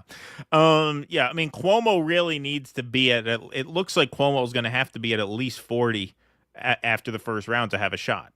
Like, if Cuomo's not at 40, then there's no room for him, because when you add the top 3 up, you're at 90. Right. Which means if Cuomo's under 40, he can't get to 50. And don't forget, not all these second round votes are going to Andrew Cuomo. In fact, probably less than 75% are, because Cuomo is being unranked by a lot of people. And there was such a don't rank Cuomo campaign, exactly, across all the candidates virtually. Right. Wow, that is fucking crazy to see an anti-Zionist Muslim win the mayor's primary in New York City. Wow. That is pretty incredible. Well, and that's this also, look, I think a lot of these, we were talking about this today, a lot of these endorsements hurt him more than they helped him. Who the fuck is the Bill Ackman voter? Right. Who is the, Bloomberg likes him? Well, you know what? Where do I sign? Clinton? If I were working for Cuomo, I would say, nah, you know what? That's all right. That's all right. You've got a candidate who famously sexually assaulted 13 women, and you take an endorsement from Bill Clinton. And frankly, this is all coming at a moment when, because they just passed a new law that you can't charge brokers' fees. For those of you who are unfamiliar, in New York, it's one of the only places where you'd have to pay a broker like a month's rent as a finder's fee to get you an apartment. They just made that illegal, and the landlords jacked up the rent to compensate, because now they're absorbing the fee. So you just had, like 2 weeks ago, the rent went up 15% overnight on non-regulated apartments. So it's at a moment like that you have this guy running on a rent freeze, and you have Cuomo, who, whatever noises he makes, everybody knows he's owned by the real estate developers. I think you put all this together, and again, look, Mamdani does represent a rising New York. You know, you look at someone like Awkwafina. She had that show Nora from Queens, and you know, she was I think the character is supposed to be in Flushing. When I was growing up, it would have been like Joe from Queens, right? They would have done a show like that. She represents that new immigrant group that has really grown up out in Queens and in Brooklyn. And those people, I think a lot of them see Mamdani as one of their own, and he is. It's amazing. This is amazing. Yeah. It really is. I mean, Staten Island, he's only down by 10 in Staten Island. Staten Island's a Republican, 88% of the vote in in Staten Island. Cuomo only up by 11 in a very, very red part of New York. And again, look, you probably have a lot of people in New York City who are essentially Republicans who are registered as Democrats because they want to have some say in the government, who hate Cuomo for his COVID response. You know, I mean, that would explain Staten Island. Yeah, that could be. Because a lot of those Right. Democrats would be on Staten Island. Hey, we couldn't get a fucking cannoli for 8 months because of this rule. This fucking guy killed my uncle. He killed my neighbor's grandfather. Guy killed my grandmother, who made a better sauce than his fucking My hua of grandma, a I mother. can't even get a sauce like that anymore. Can't even get a sauce like that She wouldn't anymore. write down the recipe. I kept asking her, Graham, write down the recipe. She said it's morbid. She thought it was morbid. This guy's on TV talking about his mother's fucking meatballs. I can't get a meatball from my mother now because she's fucking dead. I'm sure this fucking dead whore's mother's... Because of this mook. Yeah, exactly. So they're staying home. They're staying home. That is our analysis of Staten Island voters right there, folks. Hope you enjoy that. All right, folks. Well, we're going to check in. We're at 62%. All right, we'll do one more game break here, and then we have plenty more show to get to, and we will be checking in on these results as the night continues, obviously. But the votes are coming in pretty quickly, folks. We're at 62% in now. Mamdani 43-8, Cuomo 35-4 with Lander sticking right at 12. So as long the key here is you want these numbers to kind of hold. You don't want those other also-rans to creep up into north of 10% territory because that gives Cuomo a fighting chance. As it stands now, if these numbers hold, I don't see any room for Andrew Cuomo at all. None. I think he's done. Yep. Stick a fork in him. Staten Island and the Bronx are mostly in. Brooklyn, Queens. You still got a lot of Brooklyn out, 59, and then Manhattan's fairly close, 61 in. All right, well, that's very interesting. We will keep you guys posted on that. All right, what a night. How about that? Let's see here. Let's go to some super chats. I'm loading in the rest of my videos. Okay, cool. I'll do Mr. Borelli next to give you some more time. John N was trying to finish. Mr. Borelli's on deck. Was trying to finish Tucker Cruise interview, but your live stream started. Y'all are the best. My main source of opinion news lately. Love from Florida. Thank you, John. Appreciate that. Appreciate that. Stay out of alligator Alcatraz. Play by the rules. We wouldn't be in this position if people could stop effing children. Yes. You're a natural born comedian. Russ, too. But Kay is extra funny. Thank you. Yes, I made that joke. Actually, Ryan Dawson on Twitter said the same thing. And somebody added me. It's like, hey, you stole Keaton's line. Yeah. Fat, not so fat. Thanks for $9.99. I've been to the Pentagon before, and I asked ISSO if it's true that the Israeli military personnel don't sign in. Apparently it is. They also walk around without an escort as well sometimes. Thanks, Really? Fat, not so fat. Hiya, Russell says Goldless Blonde. As a pizza aficionado and art critic, would you mind covering the K-pop video Espa No More Pizza? It's 1 minute and 46 seconds long, which is within the Keaton tolerance range. Yes, thank you. You really follow the show. Yeah, you really know the show. You really know the show. You really understand the dynamic here. You really read between the lines very well.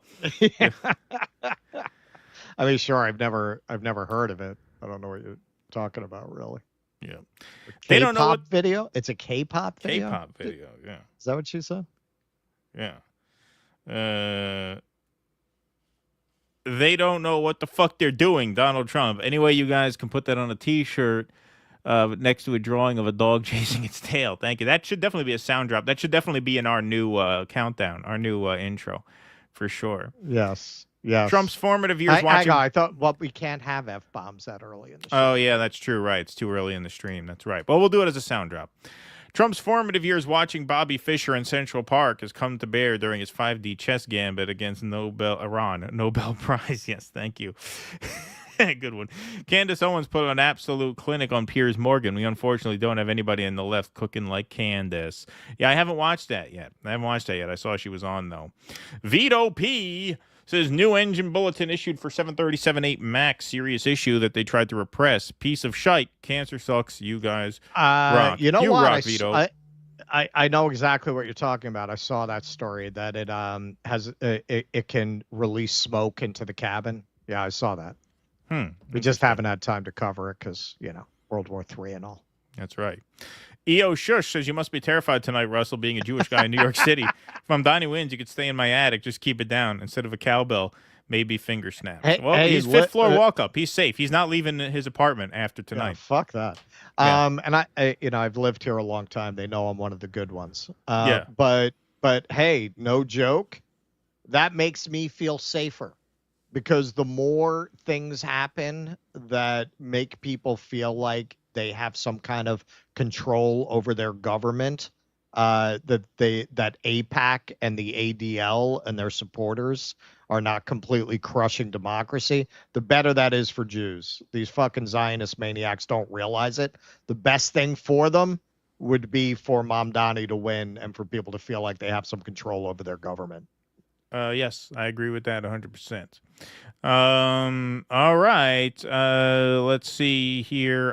We will go on to this segment. All right, folks. This is a quick segment. We've all seen a lot of photos like this. If you've been following Twitter, IDF soldiers really keeping it classy, posing with the undergarments, in some cases lingerie, of the Palestinian women who they have displaced from their homes. It's funny how they are this repressive, sort of draconian, just ultra right-wing Orthodox society that's incompatible with Western values, yet they have all of this sexy underwear that the IDF likes to try on once they displace and or murder them. Here you have this charmer posing with the handbag of a Palestinian woman. Here they are trying on some more lingerie. And so Destiny, who goes by the tag omni-liberal on X, he's a liberal. You would think he would go there and he would set them straight. He would tell the IDF soldiers, hey, you really shouldn't be doing that. Is that what he says? Well, no. He says, if you're going to do that, don't film it because it makes you look bad. Exactly. That's Destiny's advice to the IDF. Not don't taunt the women of Gaza who you've displaced and or killed, but do it off camera, right? Get off on that shit off camera because it's making you look bad. Yeah, that's actually what he says. Here he is. You're letting the cat out of the bag. Exactly. I think Israel has unique issues. Here's the one piece of advice I'll give you, okay? If you're joining the IDF, okay? Leave your fucking cell phone at home and stop taking stupid fucking videos, okay? Because everybody's fucking you with them, okay? And if you see a soldier, okay, going through a fucking drawer, and listen, if you want to fucking wear a dress and you think it's funny, just don't fucking take a fucking video picture of it, okay? Jesus. Okay, yeah. Perversion, it's sick. It's degenerate and sick! Yep, that's his advice to the IDF. One more time. I think Israel has unique issues. Here's the one piece of advice I'll give you, okay? If you're joining the IDF, okay? Leave your fucking cell phone at home and stop taking stupid fucking videos, okay? Because everybody's fucking you with them, okay? And if you see a soldier, okay, going through a fucking drawer, and listen, if you want to fucking wear a dress and you think it's funny, just don't fucking take a fucking video picture of it, okay? Jesus. Okay, yeah. They're committing genocide, and this POS tells them to have fun. Yeah. Hey, it's just when we talk Have about... fun at the genocide, boys! Exactly. It's just like when we show the Colbert clip, scratch a liberal and a fascist bleeds. This guy's a big liberal. He's a debate me, bro, liberal.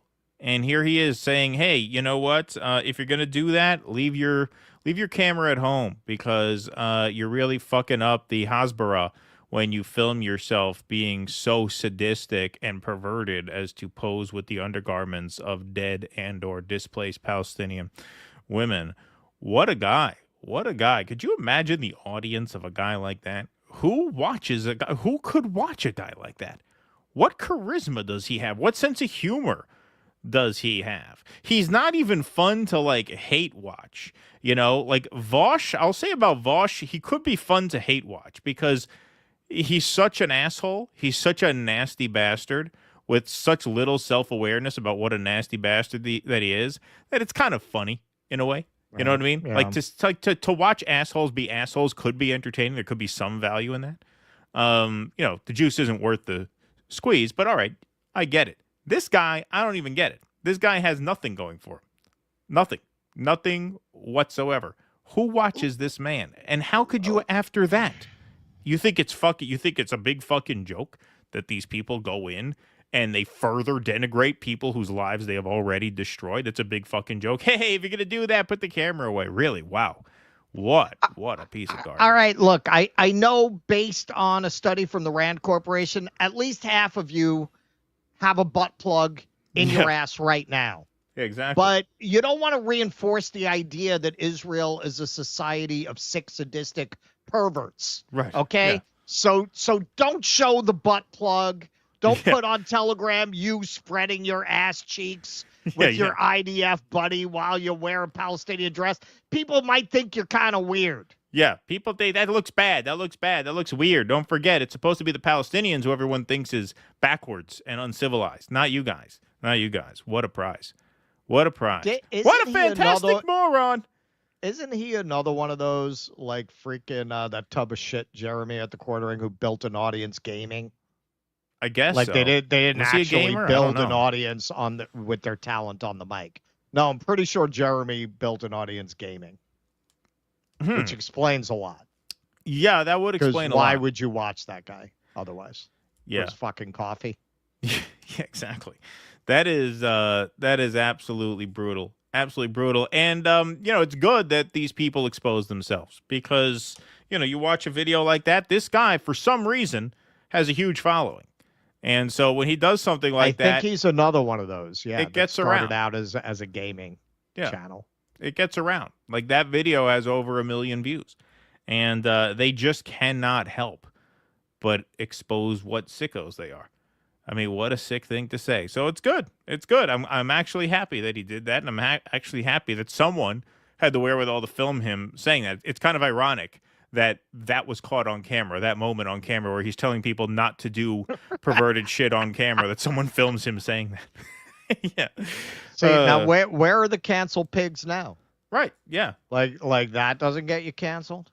Exactly. Why does that get you canceled?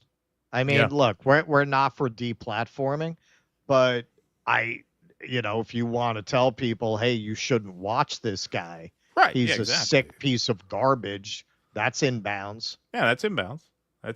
That's people's consumer habits. I would never advocate for Destiny to be thrown off of Twitch or YouTube or wherever. Nope. But people have the right not to watch them, and they should exercise that right. They should take advantage of that right not to watch it. All right. The Yuppie says, Cuomo was a pathetic reptile, a snake with no venom. That sounded cool in my head, so I thought I'd pay you guys for me to say it. There we go. All right. Thank you, Yuppies. Appreciate that. Please add Trump F-bomb to your soundboard, says Goldless Blonde. P.S. Russell, good thing I'm an alcoholic considering you ain't 6 feet tall. Oh, you're an alcoholic? Sorry to hear that. Celtic Commando, the wiener vote is too small to register. It must be cold out in New York City. The opposite. Good one. It's Yeah, we got to check on Anthony scorching Weiner. Got to see what that is. Indirectly, I you am can curious. donate $20 to Massey. All right, well, cool. Good job, bad job. Cool. Appreciate that. I support that. I would endorse that. Let's see. What happened to the lady in Texas who gave all the free land for the processing center? Remember Tom Homan's original plan? What happened to it? You know, it's funny. I don't even know what you're talking about. I must have missed that story. I'll have to look into that. Yeah. But it sounds like you have a good point. It sounds like you're making a good point. I just don't know. We agree. I just lack the context. Yes, we agree. We're putting a down payment on agreeing with you. Yes, we are tentatively agreeing with that until we learn what you're talking about. Yes. The Porky's Revenge remake is going to be lit. Thank you. Appreciate that very much. All right. Do you know how far over Keaton's head that went? Yeah, that did go over my head. Let's see here. All right. Nocturnal Human. Laura has a face that was molded in a shovel. Thank you for that. Ranked choice voting takes away being afraid that your vote will help the person you really don't want. I understand it. I understand it. I think The problem with it seems to be that it creates a lot of randomness within the system, although that doesn't seem to be the case tonight because everybody below Lander is tanking.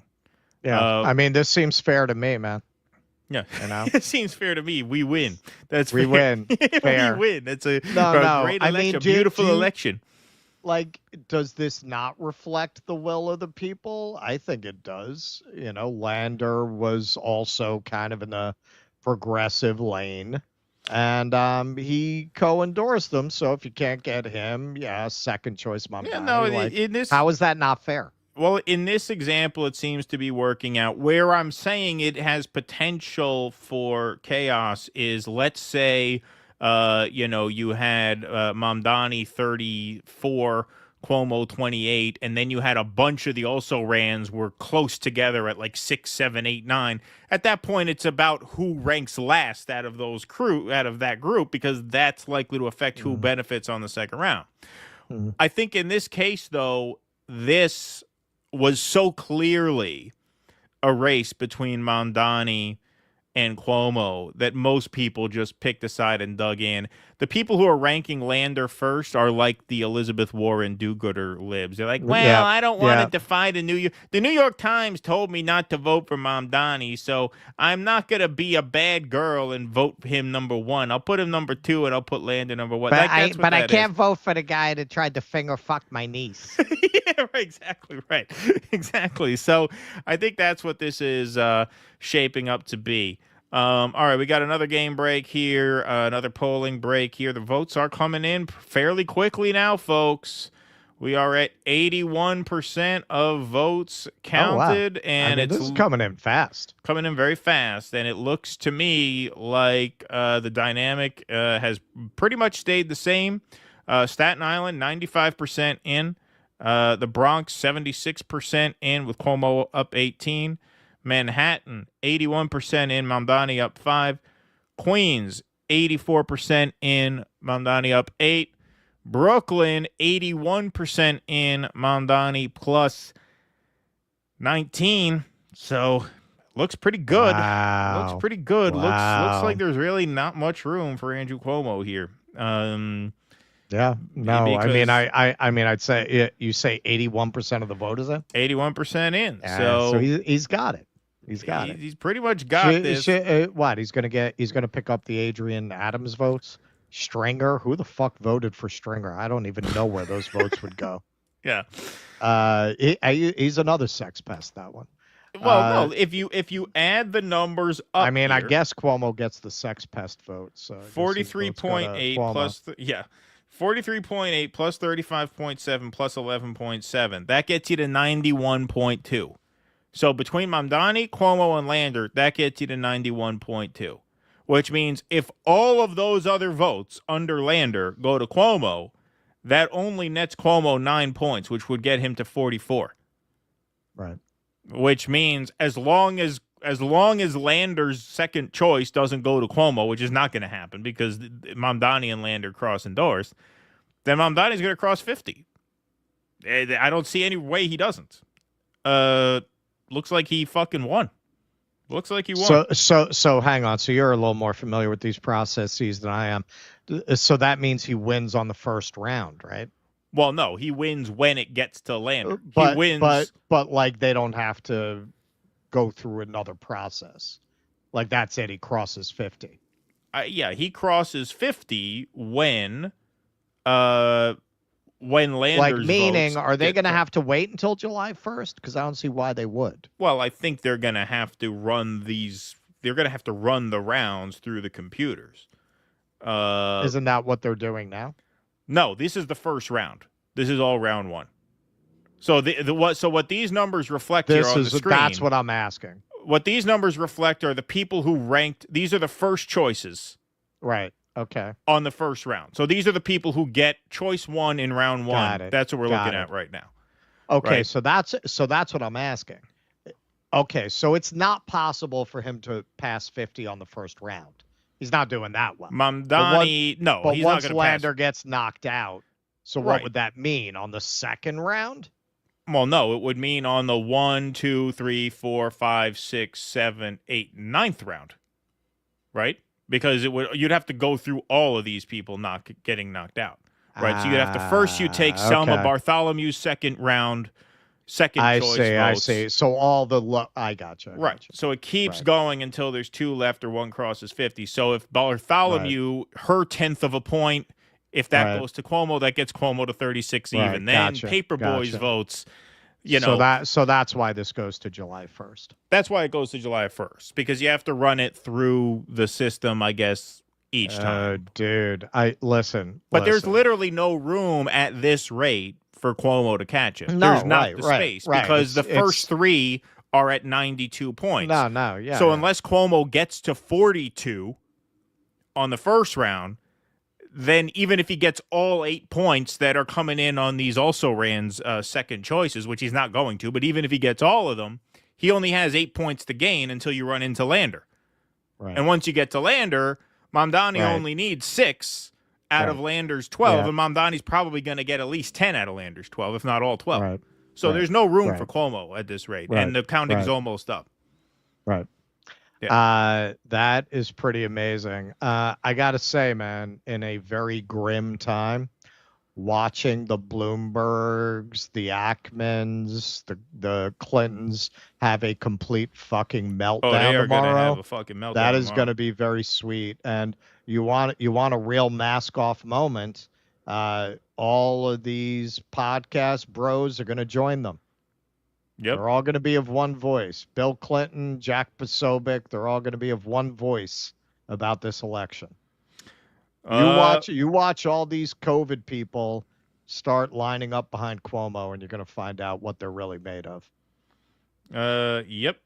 Yes, indeed. Yes, indeed. It looks like various outlets online are calling it for Mamdani. Really? Yeah, it looks so like they're just calling it at this point. The consensus online is that he has won the primary. I don't know if any major outlets have called it, but yeah, he's got this. He's gonna fucking win it. That is amazing.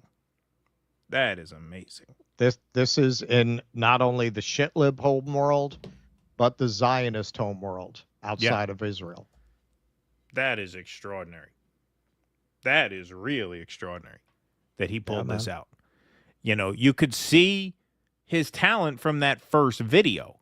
That first video he dropped where he went around Astoria interviewing Trump supporters about why they voted for Trump. And he's interviewing all these black and brown people, who you would think would be very averse to Trump. And they made a sort of economic argument for Trump's vision versus Kamala's. And, that showed a certain talent, a certain instinct. But wow, the fact that he wouldn't come on with us, I thought that was a good choice. That was a great choice too. He really made a great decision not associating they with us. They would have used that against him. Yeah, that would have been very bad for him. So he made a great choice snubbing us. That was another reason why we bet on him. Yeah, in the end. But no, hey, listen.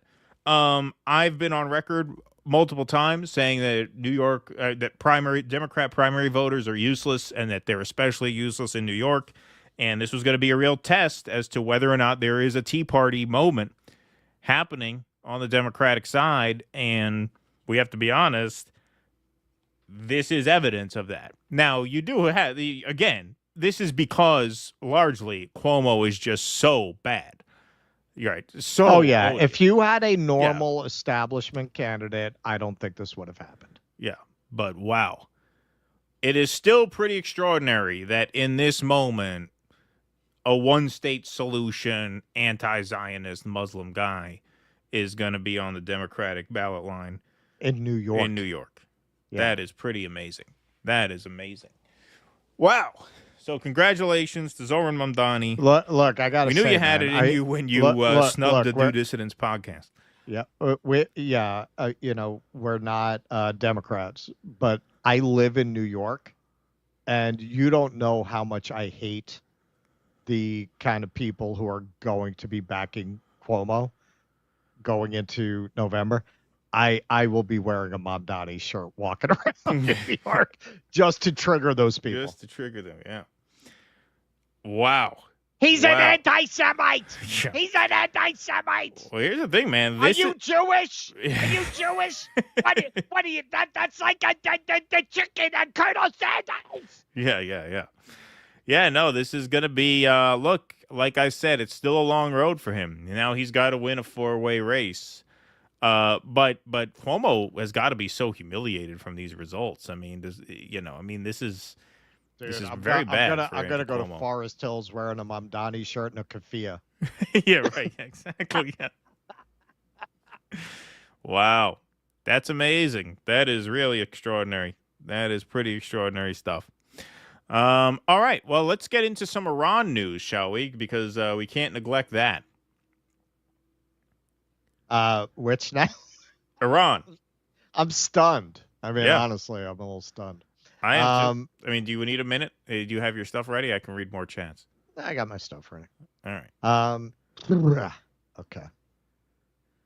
All right. So this is a tale largely told in truths, the particular truths of our illustrious commander-in-chief here. So this is how it started. The damage to the nuclear sites in Iran is said to be monumental. The hits were hard and accurate. Great skill shown by our military. Thank you. And then, he started getting really excited about the potentialities of the aftermath of this strike. It's not politically correct to use the term regime change. That term, I don't think it means what you think it means. But if the current Iranian regime is unable to make Iran great again, why wouldn't there be a regime change? MIGA! Now, usually we think of that as make Israel great again. But he may make Iran great again. I guess he means the days of the Shah. Yes. Actually, I don't know if this is true, but I saw online that the son of the Shah, who was really hoping to pick up where Pops left off, reopen the old torture chambers, unfollowed Donald Trump. He was so upset they didn't start World War III on his behalf. So now, a few days of bombing, few days of intimating World War III, and I seem to have thought better of it. We don't know why. We know he talked to Tucker. We know he had lunch with Sloppy Steve. We don't know if that's what swayed him. But he seemed to start to gravitate more towards a conciliatory tone. So he announces, to everyone's surprise, congratulations to everyone. It has been fully agreed by and between Israel and Iran that there will be a complete and total ceasefire in approximately 6 hours from now, when Israel and Iran have wound down and completed their in-progress final missions. That's very weird. They're going to bomb each other a little bit more, but then there will be peace. For 12 hours, at which point the war will be considered ended. Officially, Iran will start the ceasefire, and upon the 12th hour, okay, blah, blah, blah, courage and intelligence to the end, what should be called the 12-day war. This is a war that could have gone on for years and destroyed the entire Middle East, but it didn't and never will. God bless Israel. God bless Iran. God bless the Middle East. God bless the United States of America. God bless the world. God bless us all, everyone. It's so extraordinary. Like 24 hours earlier, Iran has blood on their hands. They want to kill us all. They're horrible. Yeah, and now it's God bless Iran. Yeah, they're great. And now I guess they're great again.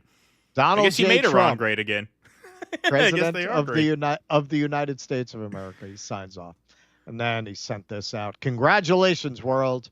It's time for peace. So he's just congratulating everybody. Congratulations to the Iranians. Congratulations. Congratulations to us for bombing Iran. Pretty amazing. So he continued. Israel and Iran came to me almost simultaneously and said, peace. I knew the time was now. The world and the Middle East are the real winners. both nations will see tremendous love, peace, and prosperity in their futures. They have so much to gain and yet so much to lose if they stray from the road of righteousness and truth. The future for Israel and Iran is unlimited and filled with great promise. God bless you both. Okay, look, man, I mean, I've made this point. It really is like the frog in the pot of boiling water. If a president in, say, 1955 put out a statement like this, they would probably 25th Amendment that president. Yes. Right? Like what we have allowed to become normalized, you know, and look, I'm not going to put it all on Donald Trump. It's certainly been like a decline, a gradual decline from president to president. But wow, man, wow. Like this should be grounds for removing somebody for mental instability, right? I mean, look at this series of things that he put out. Look at the language that he used. The whole thing is just crazy, but we got used to it, right? We got used to the idea that somebody with the world's most powerful military under their command speaks this way, this carelessly, this offhandedly. The ceasefire is now in effect. Please do not violate it. Donald J. Trump, President of the United States. It's like a satire, but it's real. Wet floor, be careful. Or as they say south of the border, peligroso. Yeah. Yeah. So this ceasefire he claimed was going on turned out not really so much to be going on. Sheva, which is a major city in the south of the country, and this was one of the last places to be struck by Iranian missiles before this ceasefire was supposed to come in effect. The missile itself going horizontally into the building. Tragically, 4 people died here. And as you say, some confusion. Is there a ceasefire? Is there not? As both sides accuse each other of violations. This morning, a fragile ceasefire underway in the Middle East. Israeli Prime Minister Netanyahu claiming Israel achieved its war goals and accepts the ceasefire. Earlier, Iran's foreign minister saying if Israel stopped, Iran would.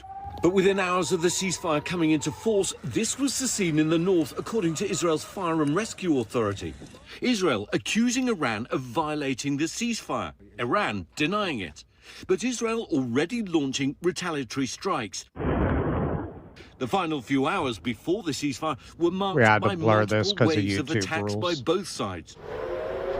Israel repeatedly sounding the alarm this morning, with Iran launching multiple barrages. Videos circulating online showing the moment a residential apartment block was hit, killing at least 4 people. Meanwhile, Israeli forces warning Iranian citizens in central Tehran to evacuate as missiles rain down on the capital, causing widespread destruction. So if there's one thing you know about Donald J. Trump, President of the United States, he doesn't like to be humiliated like that, where he's put out multiple statements congratulating everyone for their peaceful negotiations and for the beautiful prosperity they're going to have now because of this wonderful ceasefire that he's brokered. So he was asked about it on the way to his helicopter, and he had some spicy language for both parties.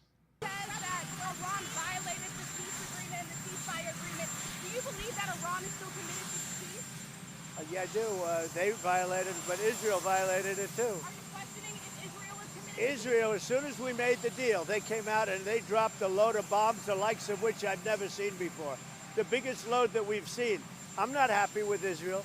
You know, when I... And if there's anyone who knows what it's like to get loads dropped on him by Israel, it's Donald Trump. Say, okay, now you have 12 hours. You don't go out in the first hour and just drop everything you have on them. So I'm not happy with them. I'm not happy with Iran either. But I'm really unhappy if Israel's going out this morning because of one rocket that didn't land, that was shot, perhaps by mistake, that didn't land. I'm not happy about that.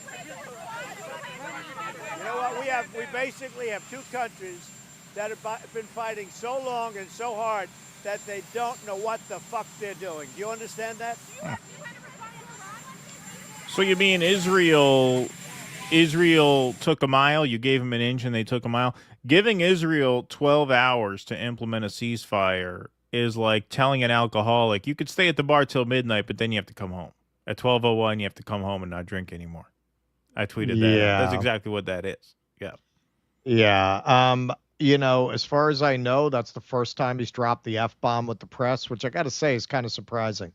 I'm surprised it took this long for Trump to drop the F-bomb in an interview. So apparently, according to the reporting, he put this out on Truth Social on that helicopter. When he got on the helicopter, he put this out. Israel, do not drop those bombs. If you do, it is a major violation. Bring your pilots home now. Donald J. Trump, President of the United States. He literally was having this, was admonishing them in public on Truth Social with this. Now, according to the Axios reporting, this is the timeline. So he truths that out, and then he has a phone conversation with Netanyahu. Trump spoke to Netanyahu before Air Force One departed from Maryland and asked the prime minister not to attack Iran. A senior Israeli official said Netanyahu told Trump that he could not cancel the strike completely and that some response was needed to Iran's ceasefire violation. Quote, in the end, it was decided to significantly scale back the strike, cancel the attack on a large number of targets, and strike only one radar system outside of Tehran, the Israeli official said. A White House source said Trump spoke to Netanyahu in an exceptionally firm and direct way about his objections to the Israeli strike. Now, there are reports, it's not here in the Axios, that Trump cussed him out. We saw similar reports about Biden. So I don't know that I buy it. It's possible. I mean, you saw him there. He was pretty pissed off. Maybe he did curse Netanyahu out. Who knows? They don't get into that in this article. The president told Netanyahu what needed to happen to sustain the ceasefire. The prime minister understood the severity of the situation and the concerns President Trump expressed, the source said. The prime minister's office said in a statement that during the call, Trump, quote, expressed his deep appreciation for Israel, which achieved all of the war's objectives. He also expressed his confidence in the stability of the ceasefire. I mean, that sounds more like the Trump afraid of Miriam using the 15-incher on him that we know and love, but who knows? So then after that phone conversation, he put this out. Israel is not going to attack Iran. All planes will turn around and head home while doing a friendly plane wave to Iran. Nobody will be hurt. The ceasefire is in effect. Thank you for your attention to this matter. Donald J. Trump, President of the United States. God help us all. He goes on. Both Israel and Iran wanted to stop the war equally. Oh, I don't think that's true. It was my great honor to destroy all nuclear facilities and capability and then stop the war.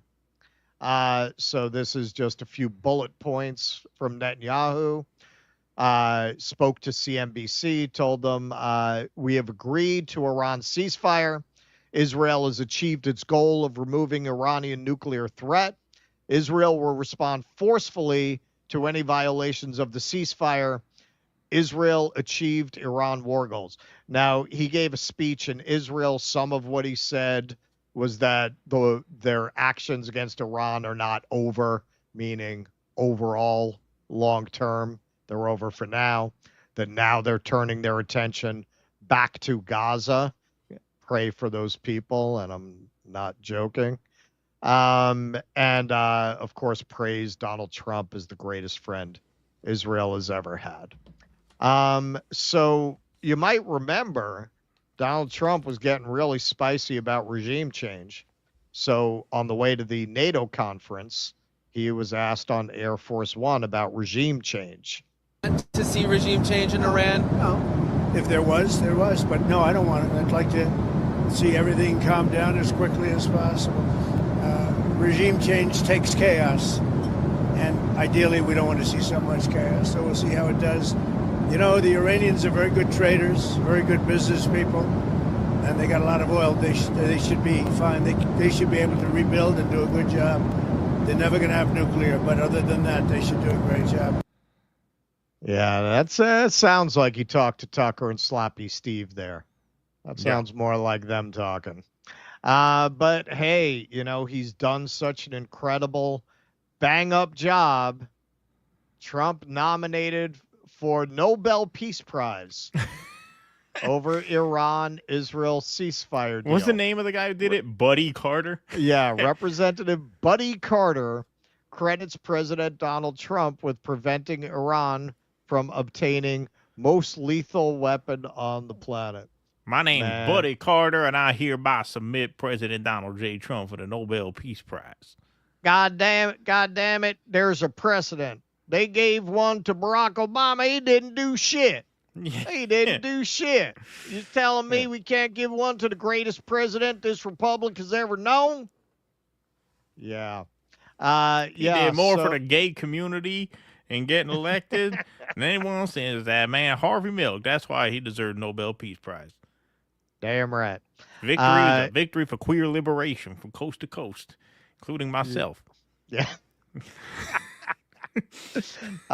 Yeah, pretty amazing, man. Like you go through that, and I always say this with Trump. This is like a savage satire on a future America that might have been written in the 70s.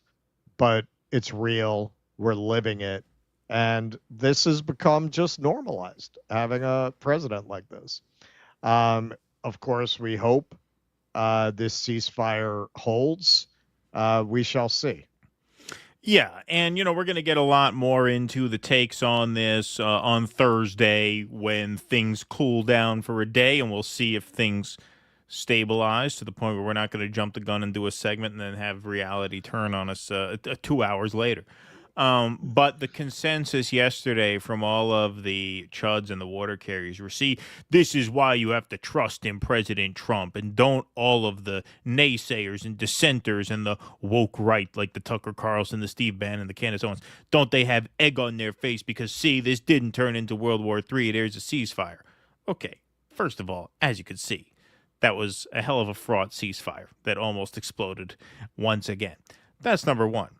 Number two, they have a misunderstanding, I think, about what the role of this commentary space ought to be. The point of engaging in politics, especially on a show like this, where we're lucky enough to have a platform and be able to reach people and persuade people of what we think, is not simply to predict what we think is going to happen, but to, in a democracy, ideally, have some sort of impact on the natural course of things. In other words, the point of people like Candace Owens, Steve Bannon, Tucker Carlson, and I mention them in this context because they have a lot more sway over Donald Trump than a couple of commies like us do, right? Like, he doesn't really care what we think. But Steve Bannon had lunch with him. Tucker Carlson talked on the phone with him. He certainly knows Candace Owens has a massive audience of people who voted for him. When you make it very clear how opposed you are to this, the idea is that in a democratic society will influence policy. So that's the point of speaking out against it. And so no one should regret speaking as loudly against war with Iran as they possibly could. That's what I said. I said, this is it. We go all in. We have to stop this. So the reason I am being alarmist about this is not to register a prediction that we're doomed. It's to try desperately to do everything we can to stop this. And for the moment, this is not World War III. Now, we're going to get into the next segment, why I don't really trust that things will stay stabilized for very long. I hope they do, obviously. We're going to have to wait and see and take it day by day and remain hyper-vigilant and hypercritical of anyone from the commentary space right up through the Oval Office who tries to pull us into war with Iran.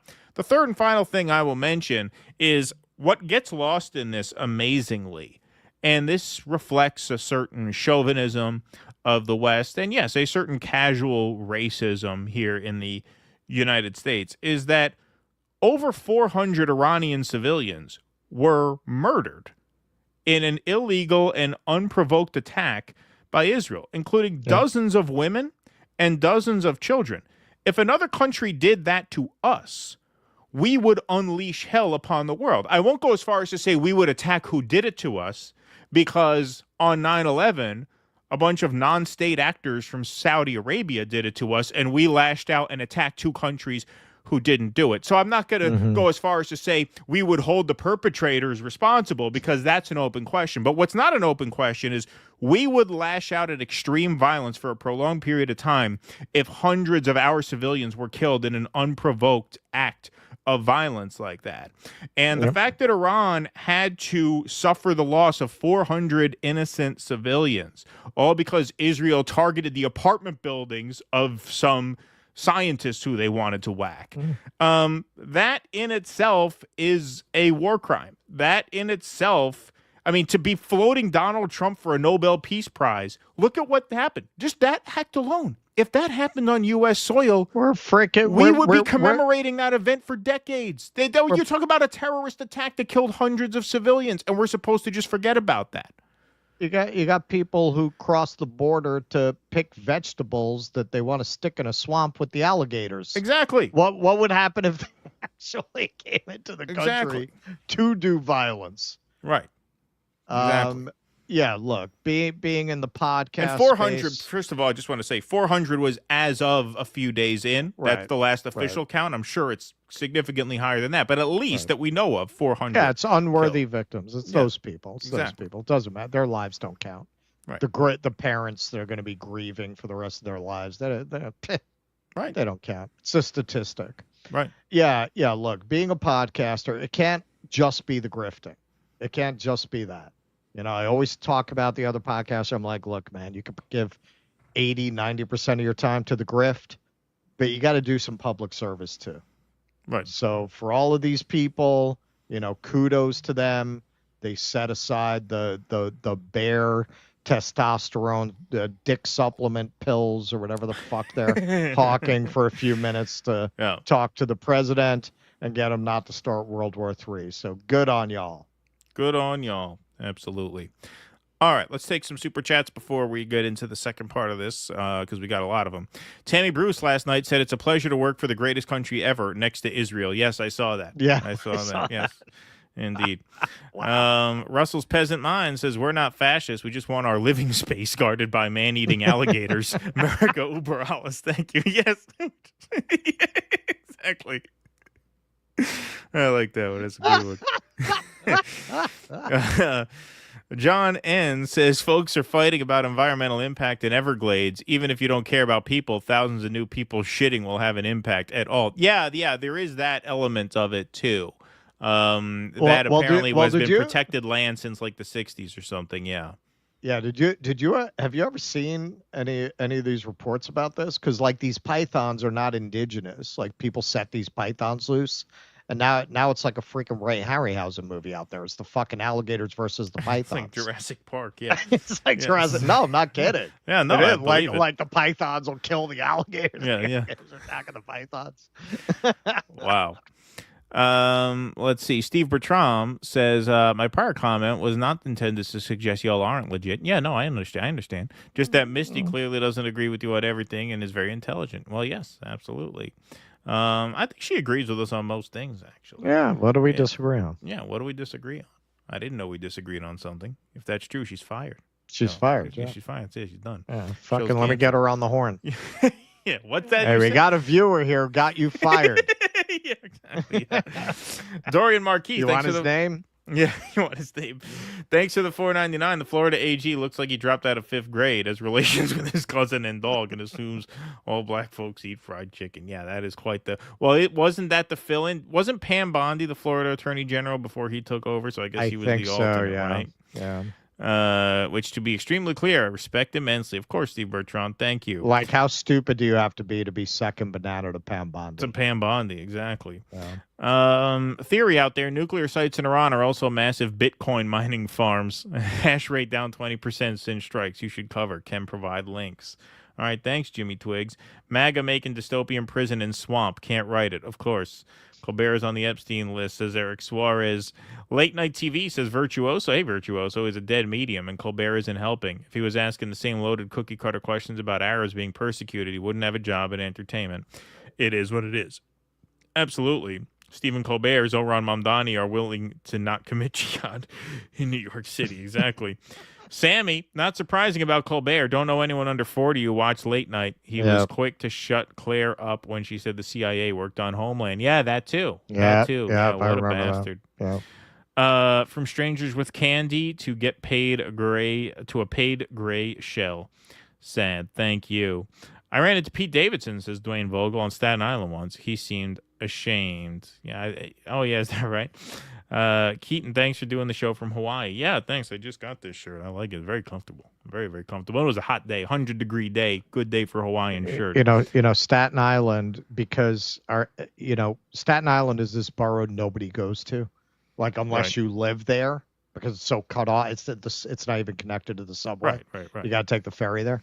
So I did the tour to Staten Island. They do this every year. It's like a 52-mile bike ride all over Staten Island. And yeah, man, like, that is like this weird deep red section of New York. Like, I'm seeing stickers about COVID crimes and all that shit. Yep. Like something you would never see in any other part of New York. Oh, yeah. Yeah, no, definitely. Definitely. Another game break. Nothing's much changed. We're now at 90% in. Now, apparently there are some mail-in ballots that they have to count, which, is also going to take some time. But Mamdani here with a 7-point lead and Lander up at 11. That's looking golden. No change to report there, really, in the forecast. All right. El Casador says Cuomo's donation are a who's who of the Epstein list. Just saying. Yes, indeed. It really is. Convenient location to smuggle CIA drugs in and kick migrants out. Win-win. Yeah, exactly. Yeah, on the alligator Alcatraz. To offset the cost of the new detention center, Disney will offer it as a new theme park. Cancer shucks, you guys rocks. Thanks, Vito. From what I'm hearing, it won't be any emptier than the parks are right now. Exactly. I did something today I don't normally do. I don't normally short sell. I short sold Disney today. Ah, interesting. We are an evil, says China Show. We just disappear immigrants and throw them in a prison surrounded by alligators and snakes. Yeah, exactly. Exactly. New Disney property, Fascist Land. The Trump ride is fire. Yes, there you go. Feeling lost, but grateful to DD. Well, thanks, Dabzula. Looking for advice on approaching coworkers about workers' rights. Any books to recommend? Being naive and unsure where to begin. Awesome show. Great job, Russ and Keaton. Well, just, refer them to our podcast. That's easier than reading. Send them here. I would say. I have so many video essays I want to do. I really want to do something about how the Gilded Age parallels our times. During the Gilded Age, we had a populist guy run for mayor of New York who almost won.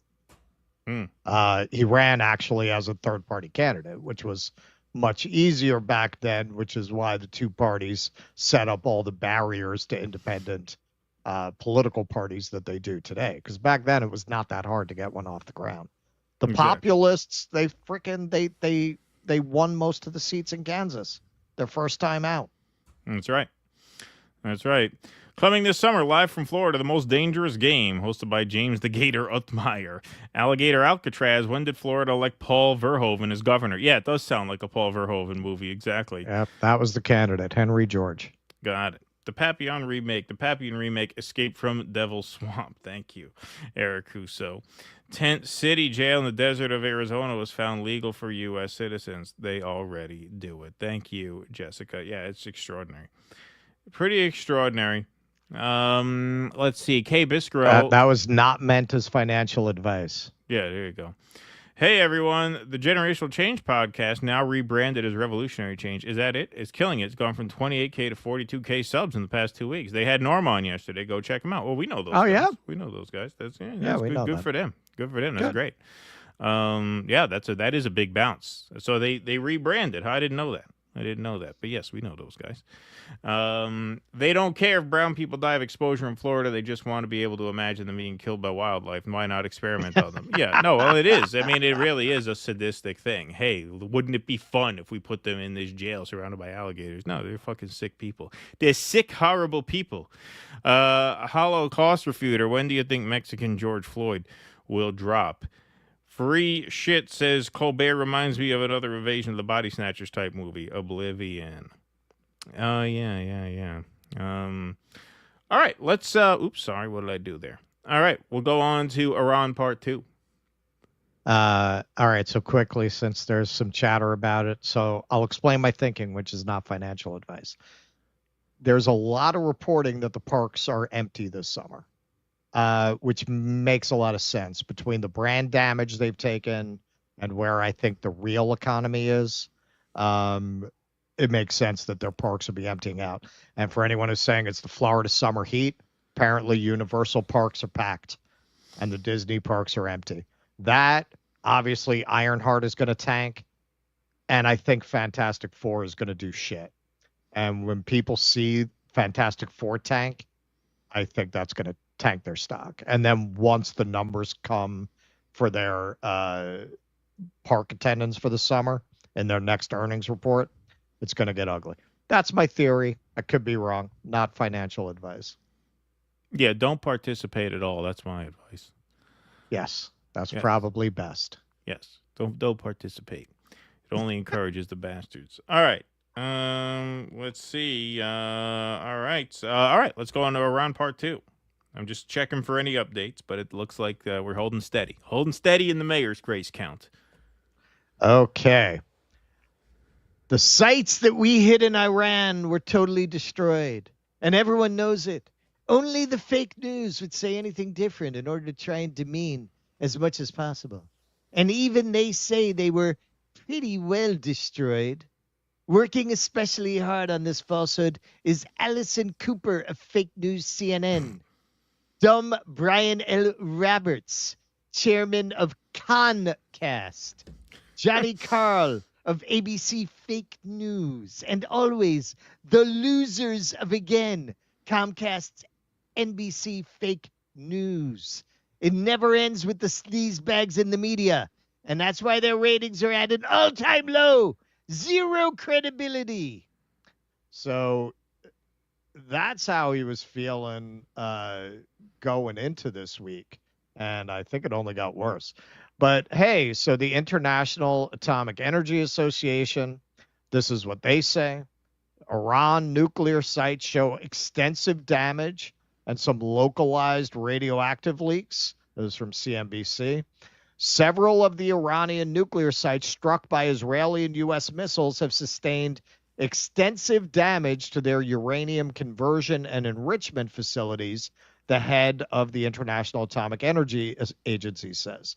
Quote, our assessment is that there has been some localized radioactive as well as chemical release inside the affected facilities that contained nuclear material, mainly uranium enriched to varying degrees, IAEA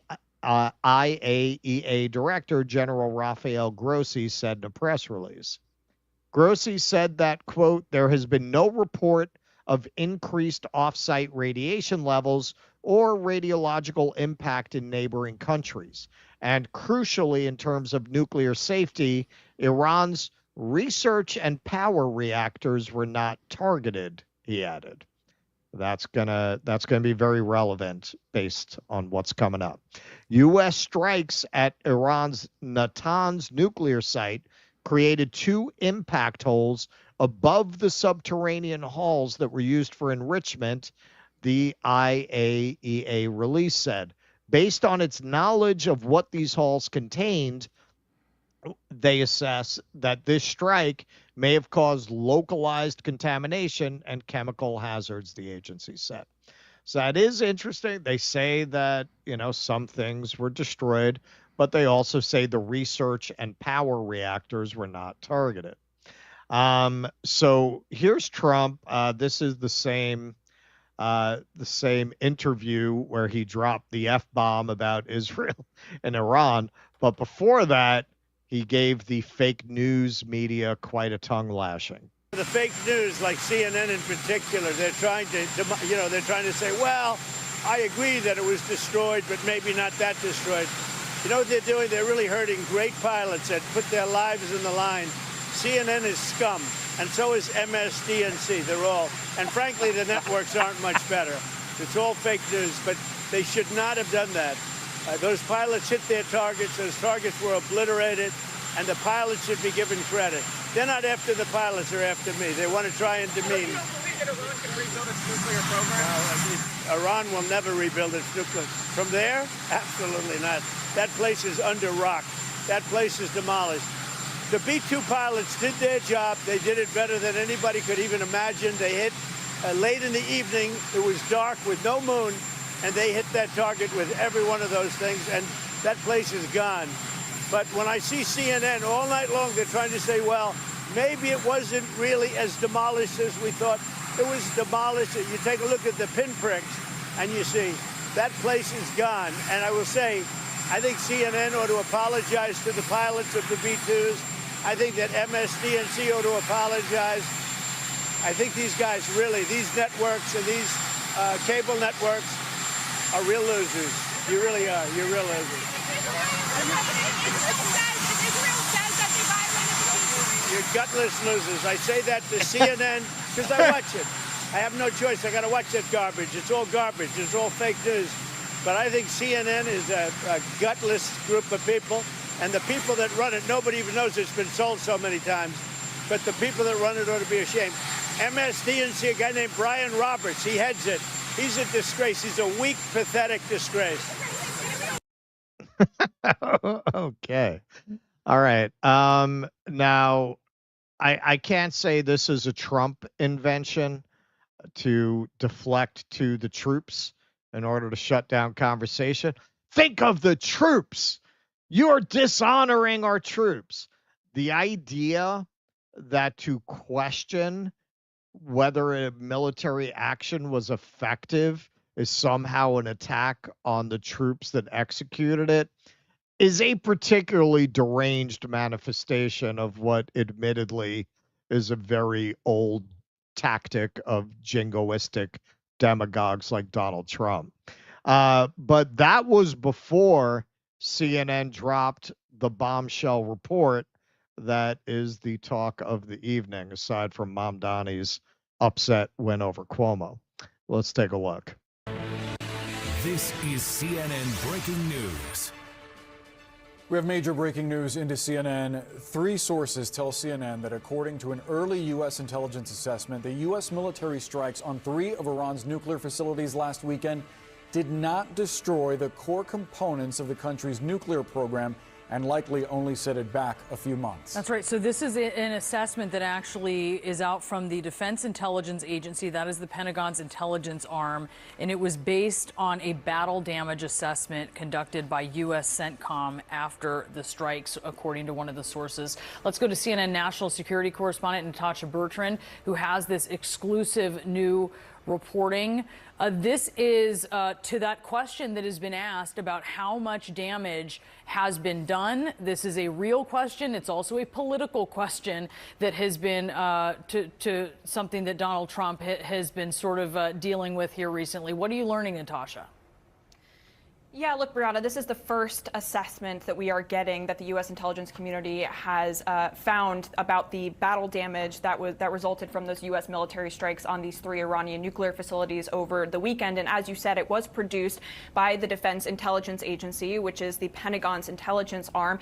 And it is worth noting that it is a very early assessment. The strikes were only a matter of days ago, and the intelligence community is still gathering intelligence. They are still working to come up with a full, comprehensive picture of what exactly happened here. But based on a battle damage assessment that was carried out by U.S. Central Command, essentially looking at the images and looking at what was actually damaged. The Defense Intelligence Agency has assessed that the core components of Iran's nuclear program are largely intact, and that Iran's nuclear program has essentially only been set back by months. Now, we presented this information to the White House for comment, and White House Press Secretary Carolyn Leavitt, she did acknowledge the existence of this assessment, but she said in a statement that the administration disagrees with it. She said, quote, "This alleged assessment is flat out wrong and was classified as top secret, but was still leaked to CNN by an anonymous low-level loser in the intelligence community. The leaking of this alleged assessment is a clear attempt to demean President Trump and discredit the brave fighter pilots who conducted a perfectly executed mission to obliterate Iran's nuclear program. Everyone knows what happens when you drop 14 30,000-pound bombs perfectly on their targets, total obliteration." Now, it is worth noting here that there has been dissent, I should say, within the intelligence community, within the defense community, about just how much of an impact these massive bunker buster bombs would actually have on Iran's nuclear facilities. It was far from certain, given that these bombs had never been tested in an actual combat scenario, whether they would actually penetrate those very, very deep underground tunnels that lie underneath these nuclear facilities. And what we are told is that as of now, this Defense Intelligence Agency assessment, it does conclude at this point, again, it is still very early, that those underground facilities, including the centrifuges, including the highly enriched uranium that everyone has been talking so much about, those are largely intact. Now, of course, this does stand at odds with what President Donald Trump and Secretary of Defense Pete Hegseth have been saying in recent days about the impact of these U.S. military strikes. Of course, President Trump said it was totally obliterated. And Secretary Hegseth did as well. And he actually also provided CNN with a statement. And he said that, quote, "Based on everything we have seen, and I've seen it all, our bombing campaign obliterated Iran's ability to create nuclear weapons. Our massive bombs hit exactly the right spot at each target and worked perfectly. The impact of those bombs is buried under a mountain of rubble in Iran. So anyone who says the bombs were not devastating is just trying to undermine the president and the successful mission." Now, our sources did emphasize here that there was severe damage that was done largely to the above-ground structures at these nuclear sites. And so there was damage done, of course, by these massive bombs. But the core components of the nuclear program, we are told, they are largely intact, and it only set the program back by a matter of months. Boris Brianna. Natasha Bertrand, please stand by. Okay, so Carolyn Leavitt, sugar baby turned Trump administration press secretary, does her job of being a shameless propagandist who will literally say anything that they tell her to say. Something that you might notice here is they deflect to attacking the report without offering a shred of evidence. In fact, not even attempting to obscure the fact that their opinion is simply an opinion, not based on anything. It's not based on anything, right? Well, we don't agree with that assessment. Okay, why? This is coming out of the Pentagon's intelligence division. Right. Like, why, on what basis do you not agree with it? This is how autocratic regimes function, and that's why those types of regimes tend to be unstable, and they usually don't last because they live in a world of fantasy where everything is about flattering the ego of the autocrat, and eventually reality is going to catch up with you. Facts are not political. Yes, people can present false facts for political reasons. Are you saying that the Pentagon created this intelligence report because they're disloyal?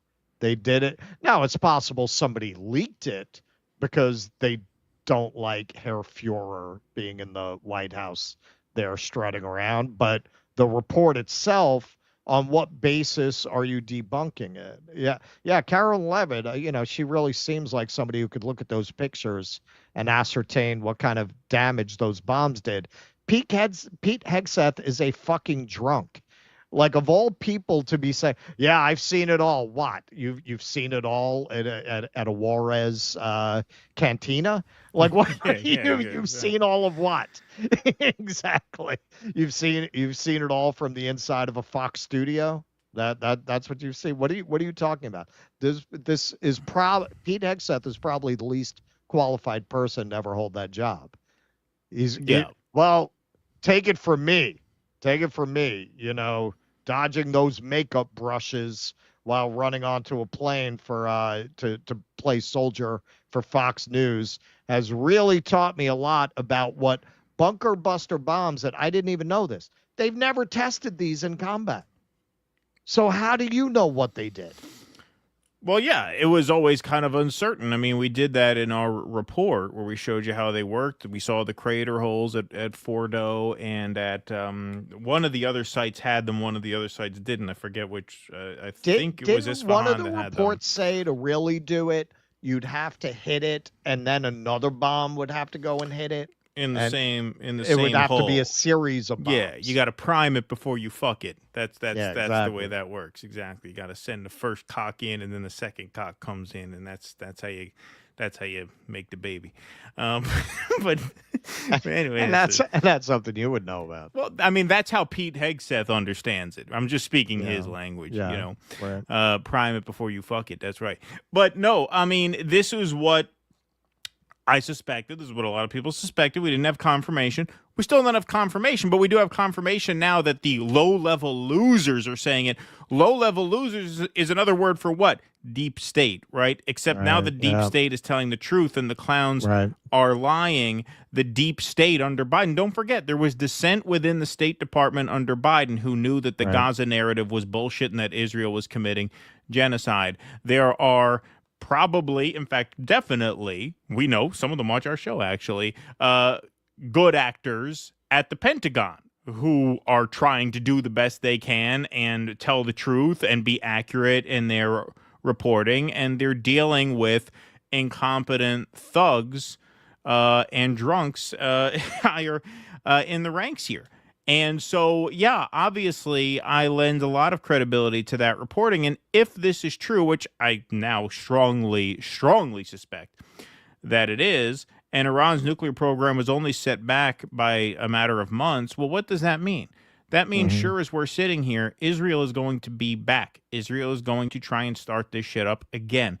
That's why our Twitter feed was silent last night as news of this ceasefire broke, because we've learned this over and over again. You cannot take the Israelis' word for anything. They broke it within hours. Now we find out the Iranian nuclear program, has only been delayed by a matter of months. Mossad was crawling around Iran for months in advance of this 12-day war, as Trump calls it, which means they knew they were going to do this. So now, if the truth of the matter, regardless of what Levitt is saying and Hegseth is saying and Trump, they're all just chasing political wins, right? They all just want to put a good face on this to save face because they know they pissed off a huge part of their base by doing this. But if the truth of the matter is that Iran has only been set back a few months, then we know Israel is going to instigate this again pretty shortly, because we know what Israel's ultimate goal is. There's absolutely no question about it, which means we have to remain extremely on message that we are opposed to a war with Iran. We are not dying for Israel. We're not fighting for Israel. We're not going to allow this to happen. This is not over yet. Of course, we all breathed a sigh of relief that we don't have to get our bug-out bag ready last night, but this is far from over. If you've learned anything these past 20 months, it's that Israel makes and breaks ceasefires. That is their MO. We also know they have wanted regime change in Iran for decades. We know that this is the closest they came to it, and if you have a shred of common sense in your head, you know they are not going to stop now, which means we are not, by any stretch of the imagination, out of the woods yet, and they're still genociding Palestine. Yeah, they're going to take this opportunity to finish the genocide, and then they'll turn their attention back to Iran. Right. I mean, that is... And on the other side, if you're the Iranians, if you were holding back on building a nuclear weapon, now you're going to redouble your efforts. That's the other thing, and that's what makes this such an outrageous failure, and yes, still an impeachable offense, because now, of course, they're going to redouble their efforts, and they're going to do it more secretly and more covertly. They've just learned the lesson: we can never negotiate with Israel or the United States ever again. So it was completely counterproductive, and you have clowns and losers and lackeys talking about Trump was right all along and he should get the Nobel Peace Prize. Best possible, I mean, forgetting everything we've already said already, it was a huge diplomatic disaster, because now Iran is, of course, going to continue pursuit of a nuclear weapon, and they're going to do so much more secretly and much less cooperatively than they were, asterisk, because there's really no evidence that they were building a nuclear weapon. You you're enriched to 60% so that you have some leverage in these quote-unquote negotiations, because you've been burned in negotiations before, where you had a deal, the president scraps it, now he comes back, Israel leads us into war. So, no, this was a complete nightmare. All the facts remain. This was an impeachable offense. That war powers resolution should absolutely be pushed through. I know Massey was talking about, well, maybe I'll pull it now if we get a ceasefire. That's absurd. You have to pursue that. The time when you have a moment to breathe is the time to put that up to a vote and get it passed, so that when you don't have a moment to breathe, it's in place. Because you guys introduced it, and what did Trump do? He jumped the gun and did airstrikes. So Johnson's trying to claim it's unconstitutional. Yeah, I know. So none of this really changes. The fact that you have people at the Defense Department saying no, this was a temporary setback for Iran, means that this is not over, and we have to obviously remain hyper vigilant and continue to track this and continue to say in one voice, no war with Iran. I like to think that had some impact this first time around. Otherwise, we wouldn't have had this little brief respite. But now is not the time to forget about this and breathe a sigh of relief and take Charlie Kirk's advice, which is always trust in President Trump. I mean, what losers? What fucking pathetic loser pieces of garbage.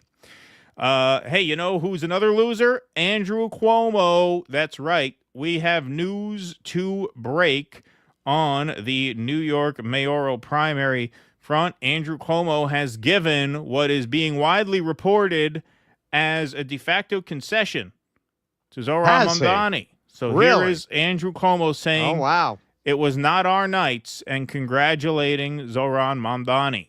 The issues that we discussed. But what issue? Tonight was not our night.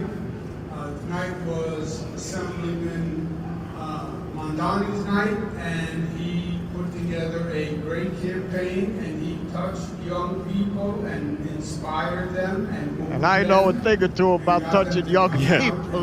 Let me tell you. He really ran a highly impactful campaign. I called him, I congratulated him, I applaud him sincerely for his effort, and let's give him a round of applause and thank him for his campaign. The issues that well, there you have it, folks. I mean, that is essential. I mean, he's not going to concede, because I think he's going to stay in and run as an independent.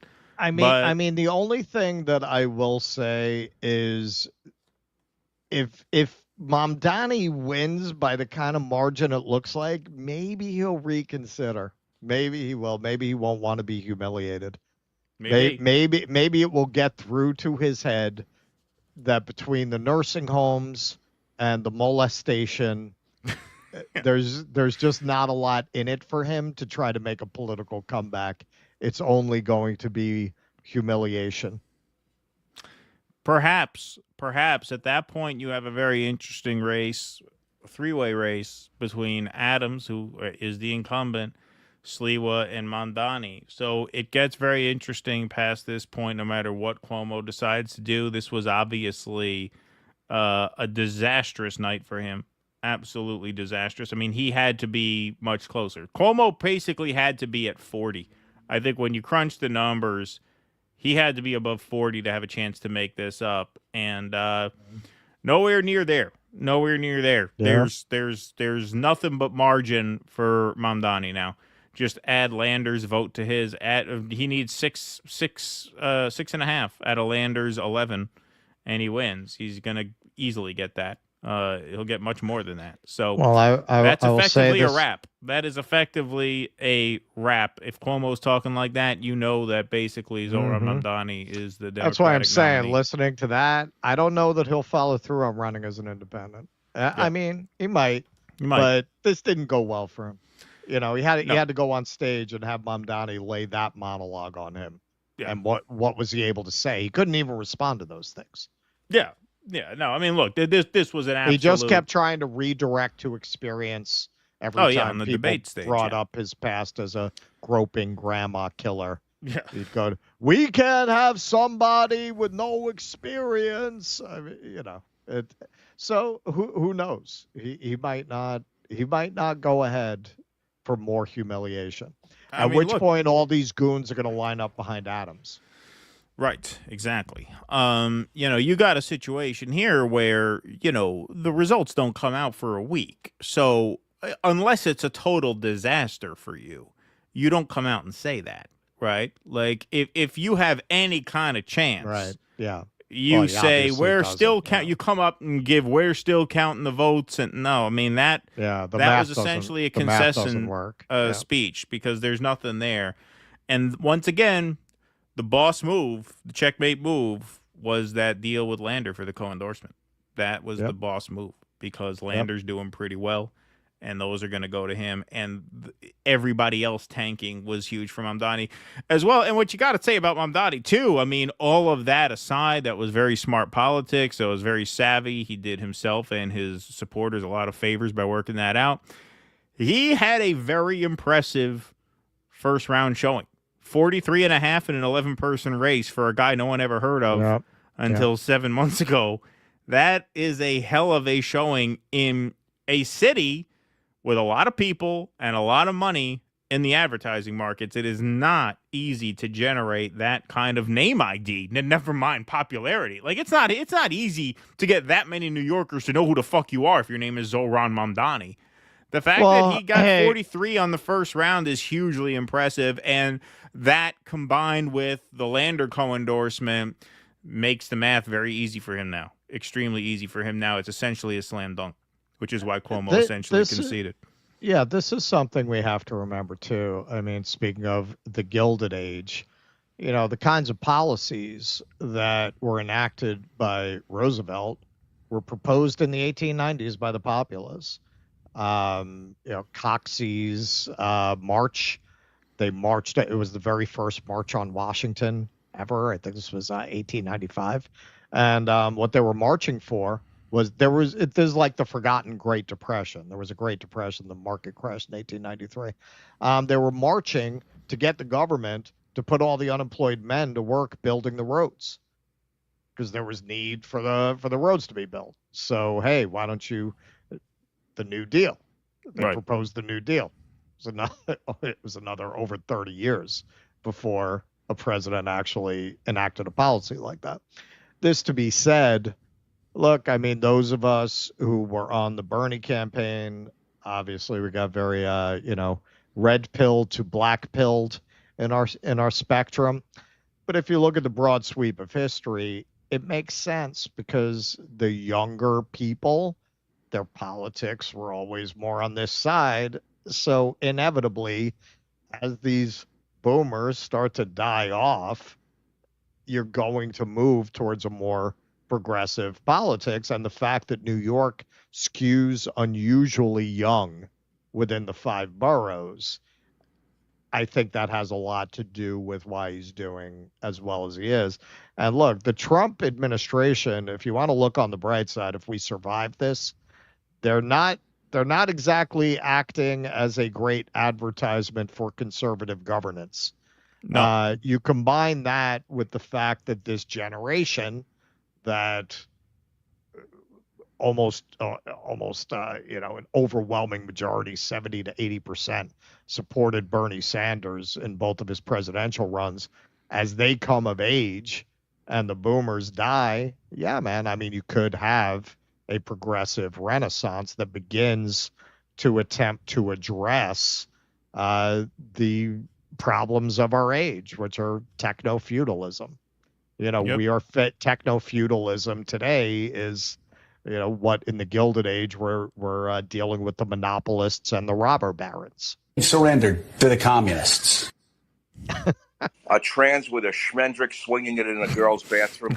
Well, there's that. Coming to a city near you, baby. On the other hand, I switched from studying South American Spanish to Spain Spanish.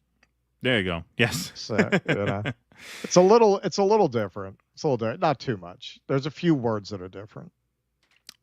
Sparky. How's it going, Sparky? Remember when Sacha Baron Cohen pranked Rudy Giuliani in a hotel room? Yes, nothing to do with the joke, but MEK came up in conversation. Giuliani is a known liaison to Iranian opposition terror group MEK.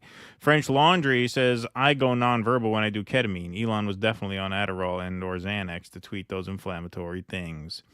Sparky, MEK stooge Rudy Giuliani at Trump's Madison Square Garden rally about Ronald Reagan always supporting Israel.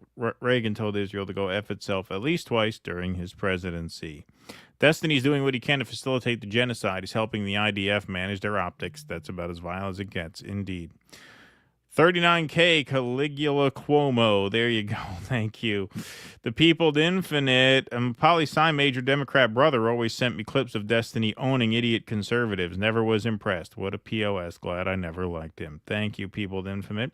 Conor McGregor was never my friend. Says, I had never heard of the IDF dress-wearing ritual. Sickest thing I've ever heard. They can't keep getting away with it. Just when you think you understand, there's a new layer to the horrors. Indeed. Oh, yeah. There's a lot of those pictures. Yeah, that's been going around a lot.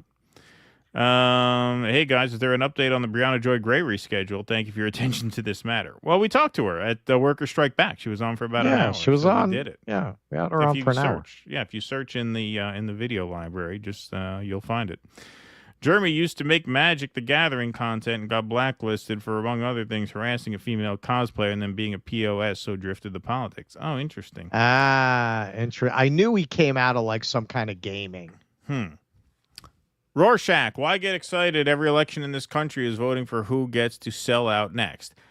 Yeah, well, we've given those caveats, but Sure. Even if that's true, just the fact that people in New York City voted for a one-state solution candidate, like even if he turns out to be a total nightmare, running against Netanyahu's lawyer, Netanyahu's listen, lawyer. man, the wins are far and few between these days. Take the win. Yes, of course. Forgive them, Father, for they know not what the fuck they do. Thank you. Good one.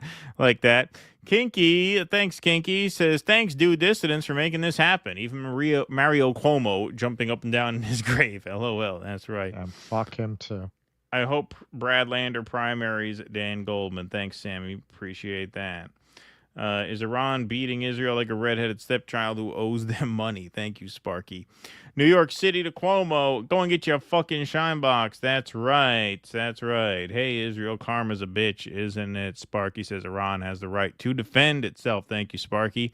JM, thanks for the $9.99 super sticker. Appreciate that very much. Kate says Texas Land Commissioner Don Buckingham offered 1,402 acres along its border for deportation facilities. Holman's original plan, apartments for families getting 40 days to prove asylum. Cui bono. Interesting. Thank you, Kate, for that background. Appreciate that. We're going to Applebee's, and you're going to share some apps and cocktail, lad. It's going to be the big, beautiful brunch. Trump. Thank you, JM. Appreciate that very much. All right, let's take some Rumble rants here. Ravid Laz says, Laith Marouf of Free Palestine TV has predicted since 10/7 U.S. will put Arabs and Muslims in camps if conflict heats up. You can see them using migrant detention centers for this. Yeah, that's also, I mean, look, they're building them for something. Judaism outlaws false witness, murder, and theft. Therefore, no Zionist can be a Jew by definition. Thoughts? Well, look, there are a lot of people who say that, a lot of the philosophy of Judaism is at odds with Zionism, including having a good sense of humor. That's one of the core tenets of Judaism as well. You have to be funny. They're in violation of that. Big time. I Am the Owl says not voting for Andrew Cuomo or Anthony Weiner is anti-Semitic. Once Cuomo Wiener take over New York City, they will take the White House in 2028. Excited to join you guys in the canvassing for Cuomo Wiener 2028. Thank you. I am the Owl. I'm convinced that America is one big psyop on us all. The whole thing is an op. Ravid Laz says, speaking of tankies, Tanky Talks with Tusker, the next show in the pipeline. Well, we are getting one off the ground at a time here. Once again, Misty Winston on tomorrow, 8 p.m. Eastern. Secretary of Kennedy is pushing wearables to track your health. Yeah, what the fuck is a wearable? Pretty sure he was a lawyer that would have fought this in the past. Politics is just a commercial for investors. What is that? I saw that today. These something wearables. I don't even know what a wearable is. That's these fucking like the fucking, you know, the Fitbit and shit and all that shit. Yeah. Yeah. I used to have a Fitbit. Did It you? stopped working, yeah. Yeah. Were you having some like troubles or something a while ago? Was I having troubles? I mean, Yeah, like physical troubles. I always have troubles. Yes, I have a lot of troubles. No, Yes. you were having weren't you having some kind of heart stuff or something? Well, I have high blood pressure. I've had high blood pressure since I started driving Uber, all those days a week, and my blood pressure never normalized. That I have to figure out how to normalize it again. I my I'm all right. physical on Monday. Yeah, I take an ACE inhibitor for the blood pressure. It opens the veins up. Seems to work all right. I work with the National Guard. We had IDF soldiers in our building to brief all the 2-star generals who manage all the state National Guards. Wanted to spit on it. Yeah, Louise Brooks. You work for the Pentagon. That's right. That's who I was talking about when I talk about people who watch our show. We have deep state actors watching the show. Yes, the deep state loves do dissidents. Jeremy got popular by collecting and unboxing Magic the Gathering. Yeah, there you go. Then pivoted to right-wing culture war politics, if I recall correctly. Got banned. Interesting. All right. Thanks, China Shill. Yes, you are corroborating that story. Remember, the Democrats can ignore the votes. They're a private company. Yeah, you should just say Cuomo wins anyway. There we go. Everglades camp has shades of Papillon. How do you say Papillon? Papillon. Papillon. That's the name of the book, Yeah. right? I mean, I know the book. I never knew how to say Yeah, it. I knew and how to the read movie. it. Yeah, in the movie. Eric Rousseau, Ceasefire. That's premature ejaculation for Lindsey Graham. Good one. Thank you. Appreciate that. You mean I could watch our action Roy Harryhausen movie in the swamps of Florida? Where do I buy tickets? There you go. Alligator Alcatraz, better watch out for the hook-armed Cajun. There you go. Thank you. A jaded millennial. Appreciate that very much. All right, folks, we are going to move right on along here. Where's my other piece here? I got this here. I got this here. Okay, cool. All right. So, folks, here's a story. This is a crazy story. Israel warning call to top Iranian general. You have 12 hours to escape. So, yes, the Washington Post obtained audio of a Mossad agent threatening the family of an Iranian general. In the hours after Israel launched its first wave of strikes against Iran on June 13th, killing top military leaders and nuclear scientists, Israeli intelligence operatives launched a covert campaign to intimidate senior officials with the apparent aim of dividing and destabilizing Tehran's theocratic regime, according to 3 people familiar with the operation. People working for Israel's security services who speak Persian, Iran's primary language, called senior Iranian officials on their cell phones and warned them that they too would die unless they ceased supporting the regime of Ayatollah Ali Khamenei, Iran's supreme leader, according to the 3 people who spoke on the condition of anonymity to discuss clandestine operations. One of them estimated that more than 20 Iranians in positions of power were contacted. The Washington Post obtained an audio recording and transcript of one such call, which took place the same day, June 13th, that Israel began its bombardment of Iran. So here is the audio of the call. Now, as the audio says here, the first frame of the video, this is a recording of a call that took place between an Israeli intelligence operative and a senior Iranian general on June 13th. The voice of the Israeli intelligence operative had been digitally altered in the audio recording obtained by the Post so that they're not identified. Also, the Post prepared its own translation of the conversation and removed the voice of the Iranian general to avoid identifying him. So this is going to be, if you're listening on the audio podcast, you're probably going to just want to watch this in the video form.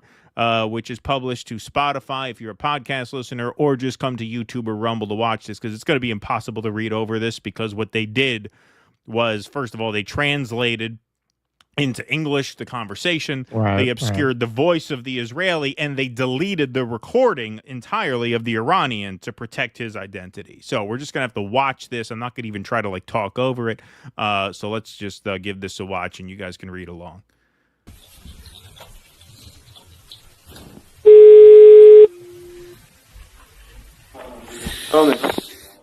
الو سردار سردار سلام علیکم سردار سلام علیکم داری من از کشوری زنگ زنم که 2 ساعت پیش سلامی باقری و شمخانی رو فرستاد جهنم. الان برات تا به پیشنهاد میکنم.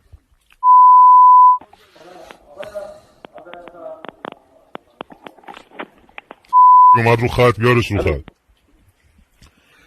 الان صدامو داری؟ گوش کن. من از کشوری زنگ میزنم، به توضیح میدم، خوب گوش کن. من از کشوری زنگ میزنم که 2 ساعت پیش باقری سلامی شمخانی رو دونه دونه فرستاد جهنم. الان تنها پیشنهادی هم که به تو میکنم، هم میتونم بهت پیشنهاد کنم 12 ساعت وقت داری که پاتو بگیری با زن و بچت فرار کنی. Otherwise, you're on our list right now. You, all of you, one by one, are on the list that I'm looking at, and you're our next target. It's not just him, but his wife and his kids.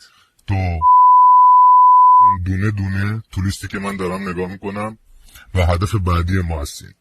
با خاک تو خانوادت بچه همه رو میزنیم. فقط زنگ زدم بهت بگم ببین تا وقتش هست بهت مهلت میدم. گفتم 12 ساعت از همین الان دقیقه. I'll give you 12 hours from this very minute that I spoke to you. You have time to escape. که با صحبت کردم وقت داری فرار کنی. وگرنه هر چی دیدی از چش خودت دیدی. ما از رگ گردنم به تو نزدیکتریم. اینو خوب بکن تو گوشت. خدا نگهدار. So that's a terroristic threat against the guy's family. I can't imagine why they chant death to Israel. Why would they do that? Sickos. Yeah. That is a threat against not just the general, but against the family of the general. Now, that tape goes on for a few more minutes, but the Post reports on the findings of the rest of it. The general, a member of Iran's powerful Islamic Revolutionary Guard Corps, was told he had 12 hours to make a video disassociating himself from the Iranian government. So it goes on to say not only do you have 12 hours to escape, they wanted him to publicly disavow the Iranian regime. How should I send it to you? The general replies, I will send you a Telegram ID, the operative says, referring to the Telegram messaging app. Send it, he says. So it's unclear whether such a video was made or sent. The general is believed to be still alive and in Iran, said one of the people familiar with the operation. But a primary goal of the operation was to deter and confuse the Tehran leadership, a second person said. Israeli Prime Minister Benjamin Netanyahu's office did not reply to a request for comment. The phone calls to top Iranian military and security figures were the node of what Israeli security officials have described as broad covert action campaign that complemented Israel's military assault of nuclear sites, weapons production facilities, and missile launchers. The overall operation, dubbed Rising Lion by the Israeli government, relied on the activation of clandestine intelligence teams, pre-positioned weapons caches, and other capabilities that had laid dormant inside Iranian territory for weeks or even months, Iranian officials said. The covert intimidation campaign against key Iranian figures who survived or were not targeted in the initial rounds of Israeli strikes involved several of Israel's security and military agencies and was aimed at striking fear into second and third tier figures, according to two of the people familiar with the operation. The goal was to make it harder for Khamenei, who controls Iran's national security policy, to fill the positions of those Israel killed. So in other words, they had a list of people who were targets who they wanted to take out. They bombed their apartment buildings, killing dozens of innocent civilians. One apartment building alone lost 60 civilians, including 20 children. And in addition to that, they did shit like this to scare the second and third tier people so that confidence would collapse amongst the government, so that the government could not fill the positions of those who Israel took out. This, when you combine the reporting as we knew it must have been true, we didn't need the Washington Post to tell us this, it obviously had to have been the case that Israel had agents behind Iranian lines in order to launch those attacks to begin with. All of this combined to say what we said in the last piece, there is no reason to think that Israel is going to stop now if they have come this far. And in terms of their tactics, yeah, they're threatening the guy's family. So for all this, when they hit a building in Gaza and they say, well, it's really unfortunate that the family happened to be there, we just were trying to get the combatant. Well, I mean, we knew that was bullshit all along, and now here you see it, just making explicit threats against the guy's wife and kids. If your intelligence is so good that you know where this guy is, you say we're closer to you than you know. If your intelligence is that good that you can pinpoint this guy, you know who he is, you've identified him, you apparently have very reliable information as to his whereabouts, then why would you have to target his wife and child? Why would you have to threaten his family? If your intelligence is good enough to identify him and pinpoint him, certainly if he was a target, you could hit him without hitting his family. They don't want to do that. They want to terrorize them. They want to get them so afraid that they disavow the government and flee the country.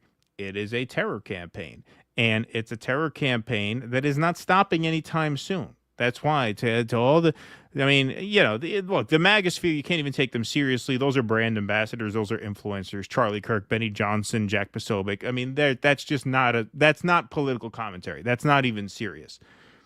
To the people who are serious, even for all the disagreements I have with them, I would say Bannon is a serious political figure. Carlson, right? Don't breathe a sigh of relief too loud, because this is ongoing. They've come this far. They're not going to stop now. They've already infiltrated Iran to the point where they can make these threats, and we don't know whether this guy did what they wanted him to do, but word is he's still alive, which means unless the Mossad guy was bluffing there, and the thing you could say for Israel, they don't tend to bluff. You have to think that had an impact, and so this remains a very, very dangerous situation. Yeah, you hear things like that, and you know, one day, the same way that we pore over the psychology of the Nazis, we are going to pore over the psychology of Israel. It's going to be an area of study for historians, for sociologists, for psychologists. It is kind of a fascinating case study in what people are capable of when you give them this really toxic combination of absolute belief in their own victimhood, combined with propaganda that projects that victimhood outward onto people who have nothing to do with it, where you define anybody that you want to target as being just like this ultimate evil of these people who victimized your people. Anyone who's against you is a Nazi, right? So what can you do with Nazis? Anything. Anything. That's the whole key to this. So this is how they have become monsters. Like, what do you hear on that call? Monsters. Yes. But they think they're fighting monsters because everyone's a Nazi. Right. Yep. 100%. Good point, Charles. To quote the very prescient they wound up being more right about Trump than we were. Exactly. Can't even make fun of him anymore. Kind of removed that from the soundboard. We took the big fat L on that one. Really all right, where are we here? I screwed this up. I forgot to clear the cachet there. Here we go. Sparky says, are Trump's friends, advisors, and Fox News misleading him about everything, like when Hogan's heroes tricked Colonel Klink into believing World War II? Well, you know what? I was gonna say that in that segment. I forgot. Yeah, man. When you look at that interview that he did about the knuckle tattoos on Abrego Garcia that everyone knew were photoshopped, and he was so absolutely convinced that was real, or when you see the conviction with which he believed that the Supreme Court had ruled in their favor when they had ruled 9-0 against him. Yeah, I do think a lot of shit does come out of Donald Trump's mouth. It's just what the people around him told him. I think they told him, no, sir, that whole facility is buried under rubble, and he just absolutely believes it. Like, I don't think he's lying per se regarding that. No, I don't. I don't. I think, well, we know he watches a lot of Fox News, and that shapes his way of thinking about these things. Now, that's not an excuse. He's the president. But yeah, no, I do think there is obviously a good deal of truth to that.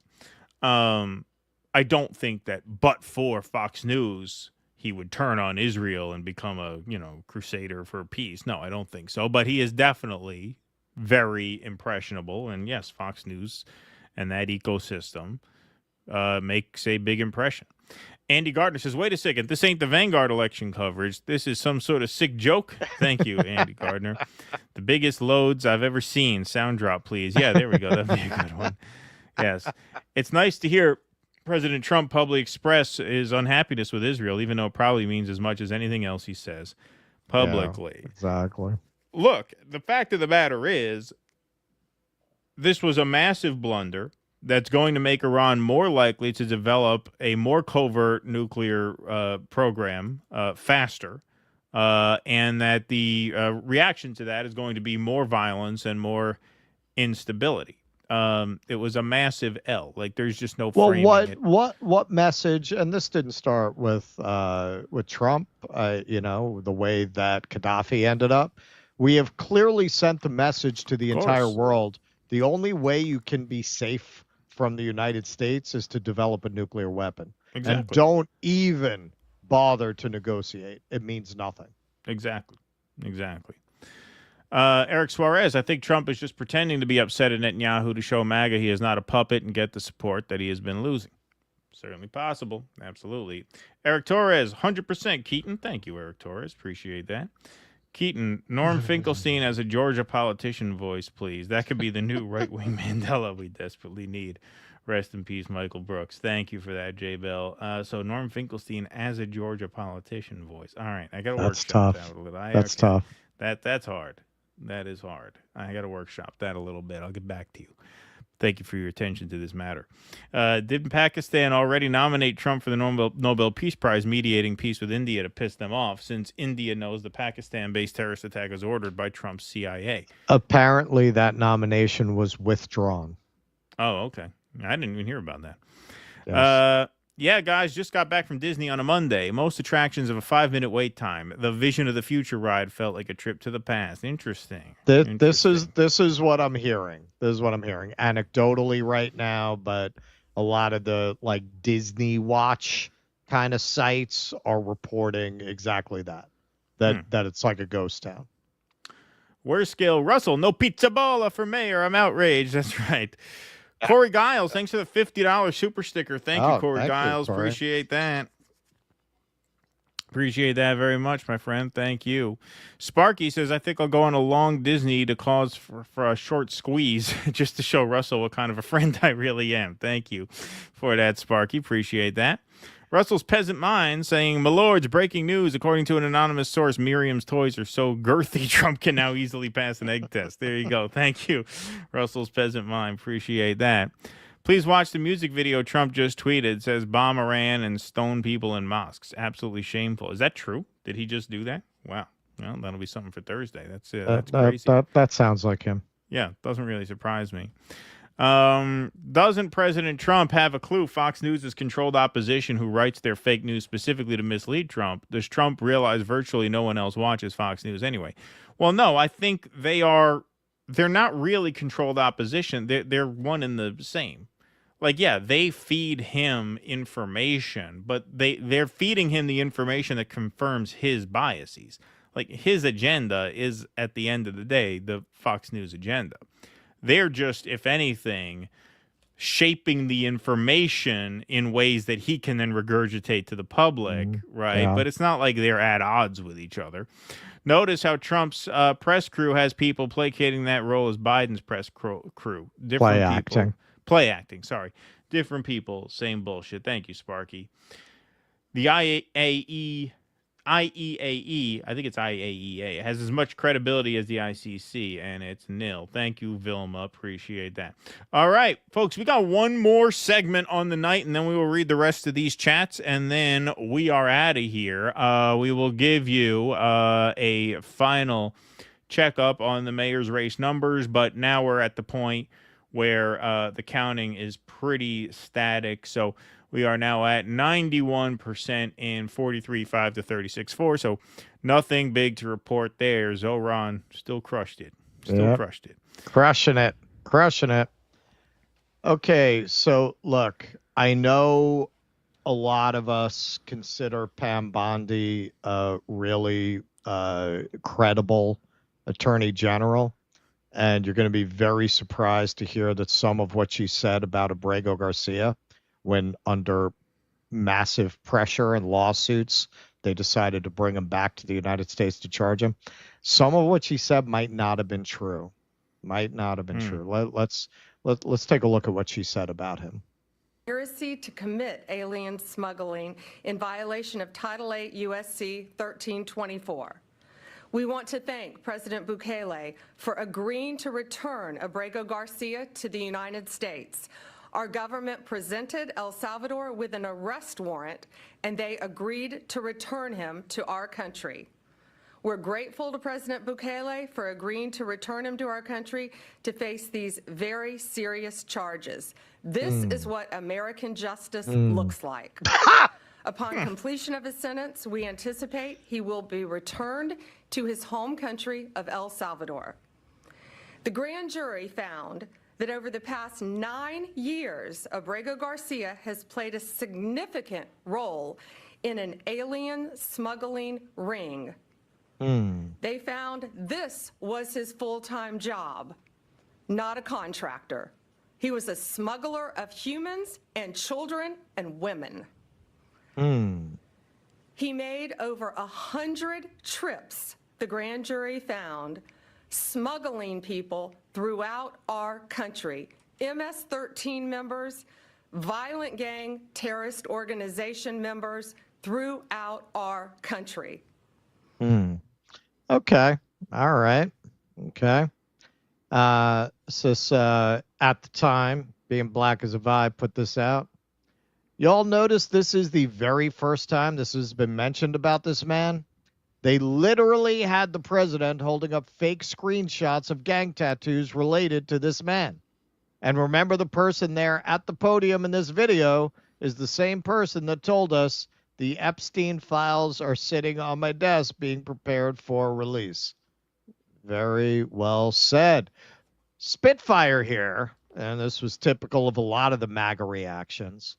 Me watching Democrats twist themselves into knots trying to celebrate Abrego Garcia being back in the U.S. for human trafficking charges.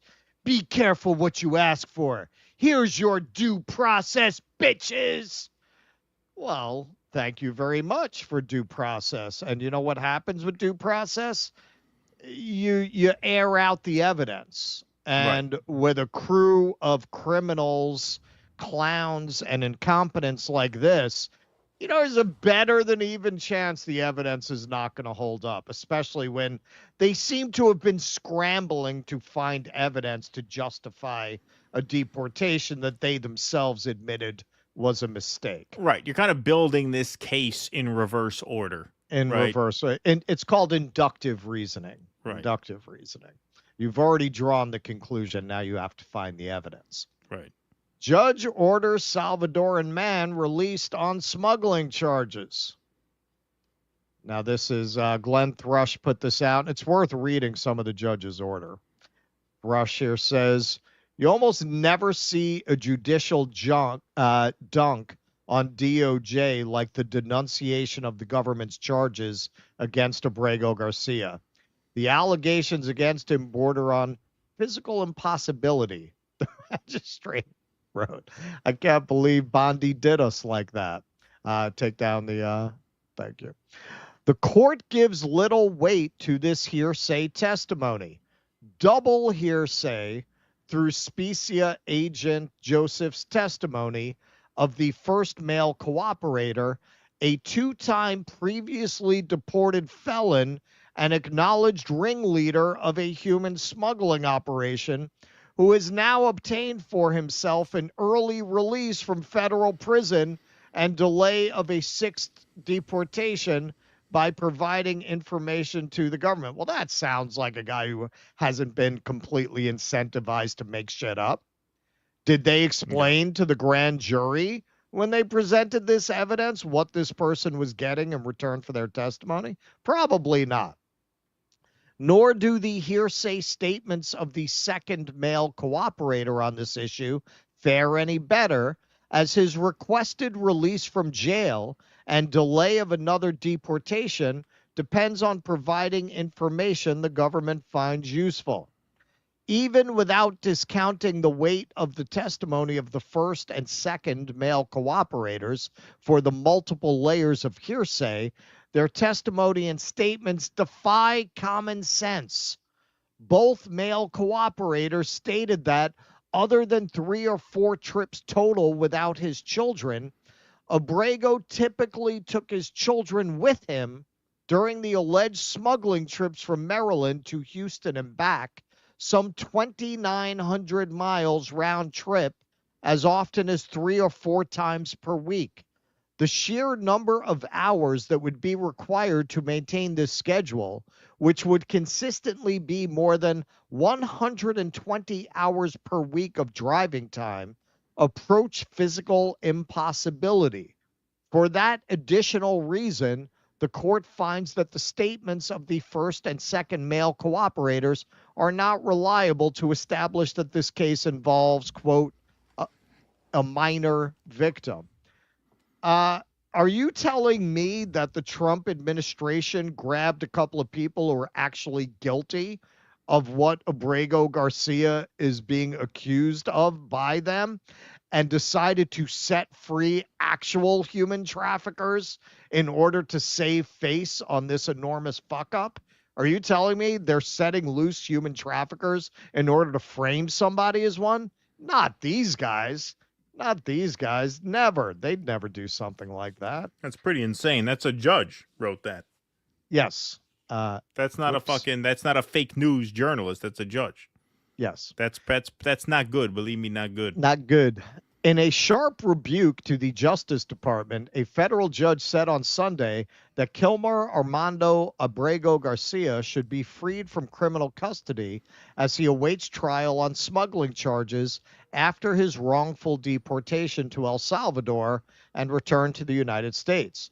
In a scathing order, the judge, Barbara D. Holmes, ruled that Mr. Abrego Garcia was neither a flight risk nor a danger to the community. Judge Holmes's analysis was based on testimony from Peter Joseph, a Homeland Security agent who took the stand during an all-day detention hearing on June 13th and described the investigation into Mr. Abrego Garcia's role in the immigrant smuggling ring. That inquiry began in late April, he said, while Mr. Abrego Garcia was languishing in Salvadoran custody, and the Trump administration was seeking a way to justify a deportation that it had admitted was a mistake. In the first few pages of her ruling, Judge Holmes took issue with the government's core argument in depicting Mr. Abrego as a dangerous criminal. She pointed out that while Mr. Joseph had sought to cast the case as one involving the trafficking of immigrants, including minors, the evidence presented by prosecutors suggested that they were focused on more routine allegations of smuggling. Quote, To be clear, the offenses of which Abrego is charged are human smuggling, not human trafficking, she wrote. Now, what this suggests that she's addressing this use of language is either that these people are such a bunch of incompetent law school of Bob graduates that they didn't know the difference, or that they are intentionally fudging the difference by using these words interchangeably with full knowledge. Either way, more evidence that this is an administration of criminals and crackpots. Quote, although smuggling and trafficking were sometimes used interchangeably during the detention hearing, there is a distinct difference between the two under law. They are not transposable. She also expressed deep skepticism about claims by prosecutors that Mr. Abrego Garcia was a member of the street gang MS-13, saying that he had no prior criminal record and that the accusations of his gang ties largely came from unreliable informants who had contradicted one another.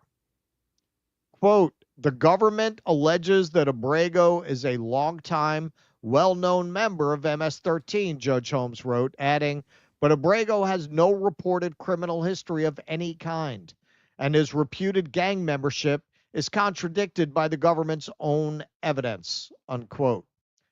In one of the more salacious moments of his testimony earlier this month, Mr. Joseph said that Mr. Abrego Garcia had sought to engage in sexually inappropriate behavior with some of his female passengers.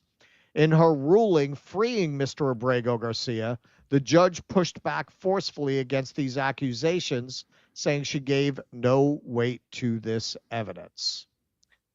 Now, you might remember that the assistant DA there in what was this, Tennessee, where they tried this? Criminal Division, Middle District of Tennessee, yeah. Chief of the Criminal Division in that district posted this on LinkedIn. Earlier today, after nearly 15 years as an assistant United States attorney, I resigned. This was Ben Schrader. There was a lot of speculation about why he resigned. I personally speculated, as did many others, that he was so disgusted by whatever they did to railroad this guy that he didn't want to be in the department anymore. He never did clarify, but I think after reading the judges, some of the judges' ruling, chances are that's why he resigned. He was probably disgusted by the way they got this grand jury conviction. So this is not the end of it. This is from Paul here, who kind of summed this up very well. The drama isn't over. A June 25 hearing will determine the specific conditions of his release. And even if he walks out of criminal custody, U.S. Immigration and Customs Enforcement is expected to immediately detain him, potentially nullifying the court's order. Adding further complication, the federal government has filed a motion to appeal the release ruling, creating uncertainty around whether Abrego Garcia will ever actually taste freedom before his trial. Okay, so he gets released by this judge on these criminal charges pending trial. ICE is going to grab him for being in the country illegally and put him into ICE detention. Chances are, any way you slice it, they're going to deport him. At this point, it's a pissing contest that they are determined not to lose.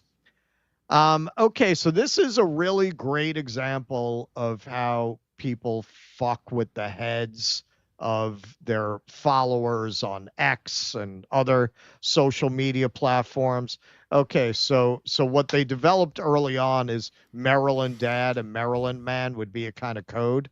Now, if you're somebody who's been using this, I've seen this in our own comments, Maryland Man, Maryland Dad.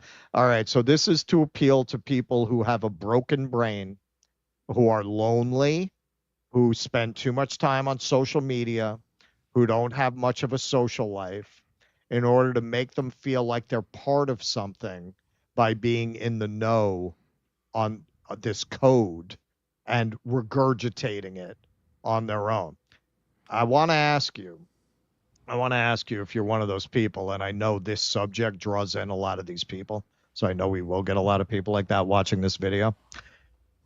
I want to ask you what following people like Jack Posobiec and repeating what they tell you to repeat, I want you to tell me how that's improved your life. How long you been doing that? A year? 2 years? 3? You have more friends than you did before? You're less lonely than you were before? You're less broke than you were before? These people are preying on you. They're preying on you. This is brainwashing. No, I'm not saying only conservatives do this. They all do it. They all do it. That's why we have to unite as workers and stop listening to scumbag douchebags like Jack Posobiec. So here you go. Judge orders release of alleged human trafficker Kilmar, Maryland dad of Brago Garcia pending trial. Now you're supposed to go, yeah, see, oh, the Maryland dad, right? They're fucking with you, man. They're fucking with you. Zero Hedge. Judge orders Maryland father Kilmar Brago Garcia's release before trial. Go read Edward Bernay's propaganda, man. It's amazing. It's over 100 years old. You change a few of the references. Could have been written yesterday. That's what these people are doing. They're repeating shit to program you. InfoWars. Judge orders Maryland man Kilmar Brago Garcia to be released pending charge. Now you're supposed to repeat Maryland man, Maryland father to feel like you're part of a club, but meanwhile you're just sitting in your room eating freaking cheese doodles, watching some shit on TV, doom scrolling on your phone. That's it, man. That's how these people make their living, man. Off your suffering, isolation, and loneliness. That's how these people get rich. Gunther Eagleman. He didn't use the formulation to his credit. Breaking. Magistrate Judge Barbara Jones just denied the DOJ's request to keep domestic abuser Kilmar Brago Garcia in custody. ICE had better be right there to deport him. This man should not be allowed back on the streets. Yeah, but assholes like you, I'm really happy to be sharing a community with. And here a voice of reason from heterodox progressivism. It appears the government is letting actual convicted illegal immigrant traffickers out of prison and delaying their deportation if they testify that Garcia is a human trafficker. All right, so that's how you know you've been played. That's how you know you've been played. They literally set free proven, convicted, imprisoned human traffickers to save face on this guy. But you're mad at this guy? Right. You're not mad at the government? I thought you were so worried about human traffickers. You're so worried about human traffickers. You should be furious. Furious that they did this to railroad this guy. That they're setting free human traffickers. Even if you believe, based on nothing, even if you believe that Garcia is a human trafficker, aren't you angry that they set 2 human traffickers free to get this guy? Why aren't you as angry about this? Because you weren't told to be angry about this. They didn't drill into your head some phrase to repeat, Maryland father, Maryland father, Maryland father, Maryland father. They didn't do that to your brain about those things, so you don't comment on it. You don't think about it. You're being steered around like a horse. You're being steered around like a horse. Don't let people program your mind that way. As far as the due process questions, Chris Murphy, who really made this is a signature cause for him with really no political upside to himself. There's you mean Chris Van Hollen? Chris Van Hollen, rather. Yeah. Really no political upside to himself to make this a cause. He pointed out, and he was exactly right, this isn't about him. It's about all of us. It's about all of us. If the executive can just grab people off the street, deport them to a foreign torture prison, and then afterwards say, oopsie, which they did. They said it was a mistake. They weren't within their rights to do it. If they can do it to him, they can literally do that to you because it wasn't legal for them to do it to him. So it wouldn't be legal to do it to you? Well, so what difference does that make? That's why this case is important. Yeah, 5 words. They are gay for Trump.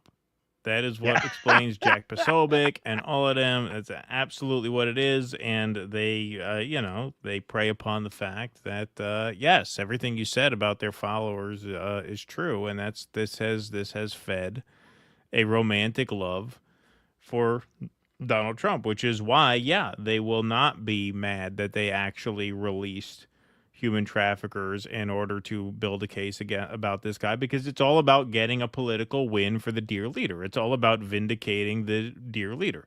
It's all about, putting Donald Trump up on a pedestal, just like the Iran-Israel thing, where they're insisting that this is a massive win and how dare anybody question him. That's what all of this is about. And that's also where the money is. So when those two things collide, hey, that's great for business. That's great for business.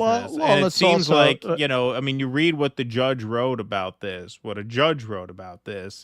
it's very obvious what they did here. What they did here was they, first of all, made a mistake, right? And then rather than just admit the mistake, they doubled and tripled and quadrupled down, and now they are caught building a case in reverse order. What's so stupid about this from their point of view is that they did win an election on this issue. They can legitimately argue they have a mandate to do what they're doing.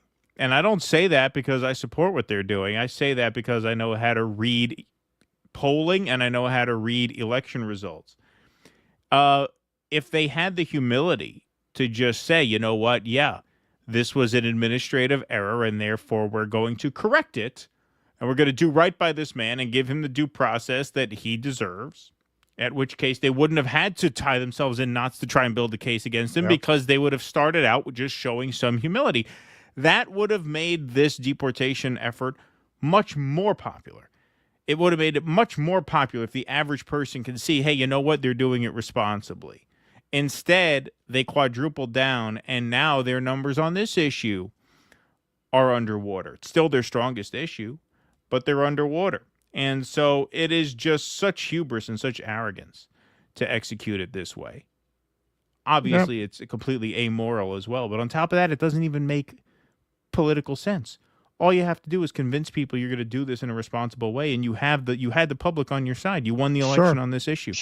You had an overwhelming mandate on this issue, and they blew it. Because that's who they are. And as you said, this is the problem with fascists, is they tend to be stupid and arrogant and short-sighted and pig-headed, and they don't cooperate with each other, and they fall apart. Right, and the requirement to constantly worship and never contradict the leader winds up leading into a war on reality.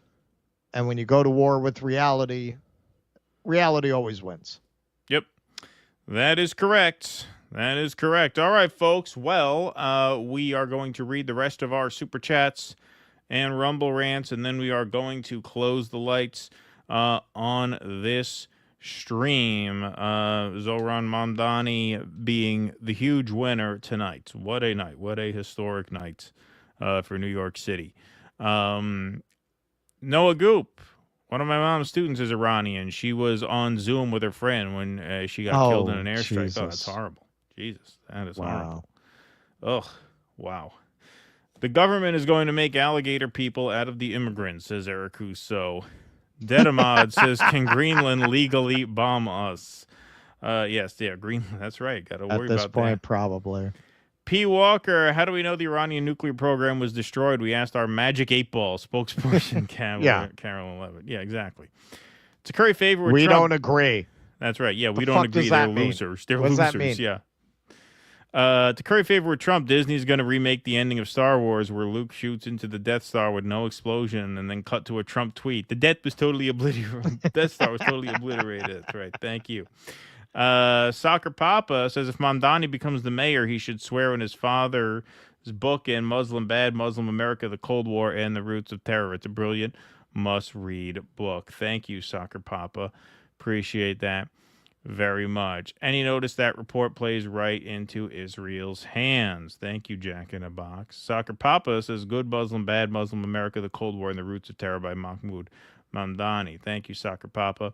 Miserable Lib says, terrible show, boring, irrelevant topics. No segment about Cenk versus Kyle. That was the headliner of the Better Vanguard podcast today. Please cancel my membership so I can send those guys my money. Thank you, Miserable Lib. Yeah, Appreciate that. I've been wondering about that because there hasn't been a lot of YouTube drama lately. I did watch some like, of what that. do they what do they cover when there's no YouTube drama? I did watch some of that Cenk Kyle thing, actually. But yeah, I mean, there's too much to talk about besides that. The distortion make it sound like a demon is talking. Thank you, China Shill. That's right. Those collections harassment calls are harsh. Should have paid your student loans. Thank you, Eric Rousseau. For blood pressure, beets and watermelon, citrulline, yeah, or more supplement, regular exercise, cardio plus weight. Yes, pay me later for the health consultation. Thank you for that. Sparky says Iran should always remember that they're still on the infamous General Wesley Clark talked about no matter what. Yep. Yes, of course. Yep. Absolutely. Iran could also be given to buy nukes from China, Russia, Pakistan, or be put under their defense via a nuclear umbrella. Yes, of course. And that, I think, is more likely as well. We created man, and we know what his soul whispers him. We are nearer to him than his jugular vein. Quran 51:6. Iconic verse that every Muslim knows. That threat was more insane. Interesting. See, that went right over our heads. Thank you, Nizar. Appreciate that. Wow. So those Mossad guys are very cultured. I guess they have to be in order to I guess do their jobs, right? China Shill, did you hear Michael Tracy is in The Hague? No. What do you mean? Was that him on the call? Was he the Mossad guy calling up? Is he now wanted for war crimes? Sparky, I stand corrected on what controlled opposition is. I used to know it. Guess I was tired. No, you had. No, I think you understand what it means. I don't think necessarily Fox is controlled opposition. I just think they're giving Trump the talking points, basically. Did she say he was a smuggler of humans and women and children? Has she ever heard of Venn diagrams? Good one. Thank you. El Casador says, Keaton, your blood pressure problem is your hate of the USNA and my nasty fave Tulsi Gaga been catching up on previous eps. DD is breaking my heart. Thanks, El Casador. Blood pressure goes down when you change positions. Some positions Tulsi recommends is doggy, cowgirl, front reverse. Give 69 a try, all after your standard missionary. Thank you. El Casador, Keaton, for additional positions, add these to your next book card. Kama Sutra, 101 sex positions, and if you're a visual, sex positions and pictures. Well, thank you for that. Tulsi is right. Changing positions is good for lubricating all voting groups, Dems and MAGA. Vote Gaga 2028. Hey, let's have $50 for Monkey Rotary. Let's have a cowbell. Thank you, Monkey Rotary. Do you guys think Dave Smith is gay? I listened to his podcast and think he only got with MAGA because he thinks D is delicious. No, I don't think so. I don't think that's why. I think he's there's an expression in the African American community, and Uncle Tom. Dave Smith is what we call Uncle Shlomo. Yeah, he's an Uncle Shlomo. Yeah, he wants the whites to like him. Yeah, and there's nothing wrong with being gay. Obviously, there is something wrong with lashing out violently at the world because you're too immature to reckon with who you really are, because you're too at war with your subconscious to deal with that like an adult. So that's why I bring that up. Not because there's anything wrong with being gay. They should embrace who they are, because who they are is probably beautiful. They're just at war with themselves. They need to blossom, and they're taking it out on everybody else, which is not fair. That's not right. Yeah, exactly. Exactly. Sparky, establishment actually tried to kill Trump, but Lindsey Graham learned from being Trump's fake friend. All they needed to do was boldface lie to him, because although clever, Trump doesn't know much. Either that or that was some ketchup there. Goldless Blonde, considering how many bio front hole grabbed by Andrew Cuomo, he could have become a mattress ladder climber like Tulsi Gabbard. Maybe she could teach him how to hide in a tiny Adam's apple. Thank you, Godless Blonde. Appreciate that. Sparky says, sorry, I left out a word. MEK Stooge. Rudy Giuliani lied about Ronald Reagan, always supporting Israel. Thank you, Sparky. Karen Killian says, love from... Where is that? I don't know what flag that is. Don't you know where is that German flag? No. What is that? What flag is that? Those are the German colors, but that's not the German flag, is it? I voted for Zoran. Cuomo equals bad. Yeah, we're too illiterate. You got to tell us what What country you're from? I don't know what flag that is. The chat probably knows. What chat is that? Armenia? Oh, no. Stuart Edwards says Armenia. All right, we'll take your word for it. That's what we call fact-checking, folks. What do you guys think of the upcoming... We're hiring more people. Don't worry. We're hiring more people. What do you guys think of the upcoming Spaceballs sequel? Ripe opportunity to satirize the current circus. Yeah, I hear Rick Moranis is coming back for that. Okay, you know what's really funny, man? As a kid, I was a Star Wars fanatic, and that movie was, super popular. I never saw it. I didn't see it then, and now, I don't care anymore. Yeah, I wasn't a huge fan of it. But that's it was hugely popular when I was a child, and I was a big Star Wars fan. For some reason, I never saw Spaceballs. It's weird. Wearables will tell your mag lock door to lock you in when it detects whatever effing diseases they want to make you believe you have. All WEF. Interesting. BS. All right. Yeah. See, I didn't know what he meant by that. Nintendo No Scope 64. Do you think these psychopaths will start World War III, or will all the innocent people killed ever be recognized or acknowledged? Look, I think they're going to keep trying. I think we have to remain obviously hypervigilant, because if the damage to the nuclear sites is limited, that means Iran's going to try again. They're going to be less cooperative than they were, because they have no incentive to negotiate in good faith with a country that bombed them amidst negotiations. The only reason they were in those negotiations is because the president of the United States tore apart the deal that they had already signed. Yep. So, yes, I think we're not out of the woods yet by any stretch. Richard Namulala, thanks for the $5. Sean Ryan beat incumbent acting Mayor Scanlon here in Buffalo. Scanlon had never won anything without being an incumbent. He may run as a write-in. Oh, is that right? Wow. Oh, yeah. There were a lot of signs out when I was there for this race. Interesting. Thanks for that. Eric Munn, you dudes are true artists, zeitgeists. Salud. Thank you. Thank you very much for that. Appreciate the kind words. Jay Wynn says, damn, Donald J. Trump is an imbecile, the likes of which I have never seen before. If someone wasn't writing speeches for him, I swear he would have a public vocabulary of less than 150 words. 1/3 in all caps, I assume you mean. Thank you for that. Sparky says, wasn't Edward Bernays Sigmund Freud's nephew? Small world. Insight into the human mind. Thank you, Sparky. No, it's just amazing how little they changed their tactics. Like, he lays it all out right in that book, man. Anyone who hasn't read it, I would really recommend it, because it's you see just the raw bones of the mind control techniques they developed then, and it hasn't changed. The technology has just gotten better. Interesting. All right, folks. Well, that is our show. Thank you very much for tonight. I don't believe we ever gave you guys your 666, but here it is.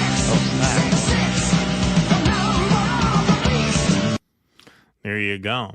Oh, yeah, the other thing we did not do, which we should do before we wrap, because we were juggling so many things tonight, we did not shout out our patrons. We have to do that, of course. Oh, snap. So, yes, if you have not become a member, please do. That is what keeps this show afloat. On Thursday's show, we are going to have a members-only post-game. So the final couple of segments on Thursday afternoon show will be exclusively for paid subscribers, and then we will have a Q&A after that. That's one of many perks you get with membership. You also get a Film Club live stream every month. You also get call-in access to our post-show Q&As every Sunday night, which happen over on Rumble. You also get every live stream emailed to you the day after it airs, ad-free. So if you miss a show or you only catch part of it and you don't want to watch it back with the ad interruptions, you can get the full stream emailed to you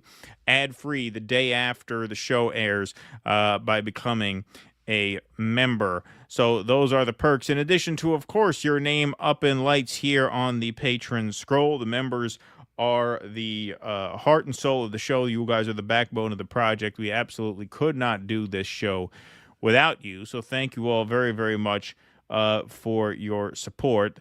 You can sign up at dudissidents.com/Patreon, dudissidents.com/Substack, or dudissidents.com/locals. If you're watching on Rumble right now, the bright red join button underneath the video player takes you to our locals page where you can become a member for just $5 a month or $50 for the year. You get 2 free months if you sign up through Substack or locals for an annual subscription. And like I said, you'll be seeing a lot of us because we are doing Film Club on Monday, the 30th. We're also doing post game this Thursday, the 26th. And of course, we have the post-show Q&A on Sunday, June 29th. So you'll get a lot of member perks this week. Good week to sign up. Thank you very much for your support. And thank you all.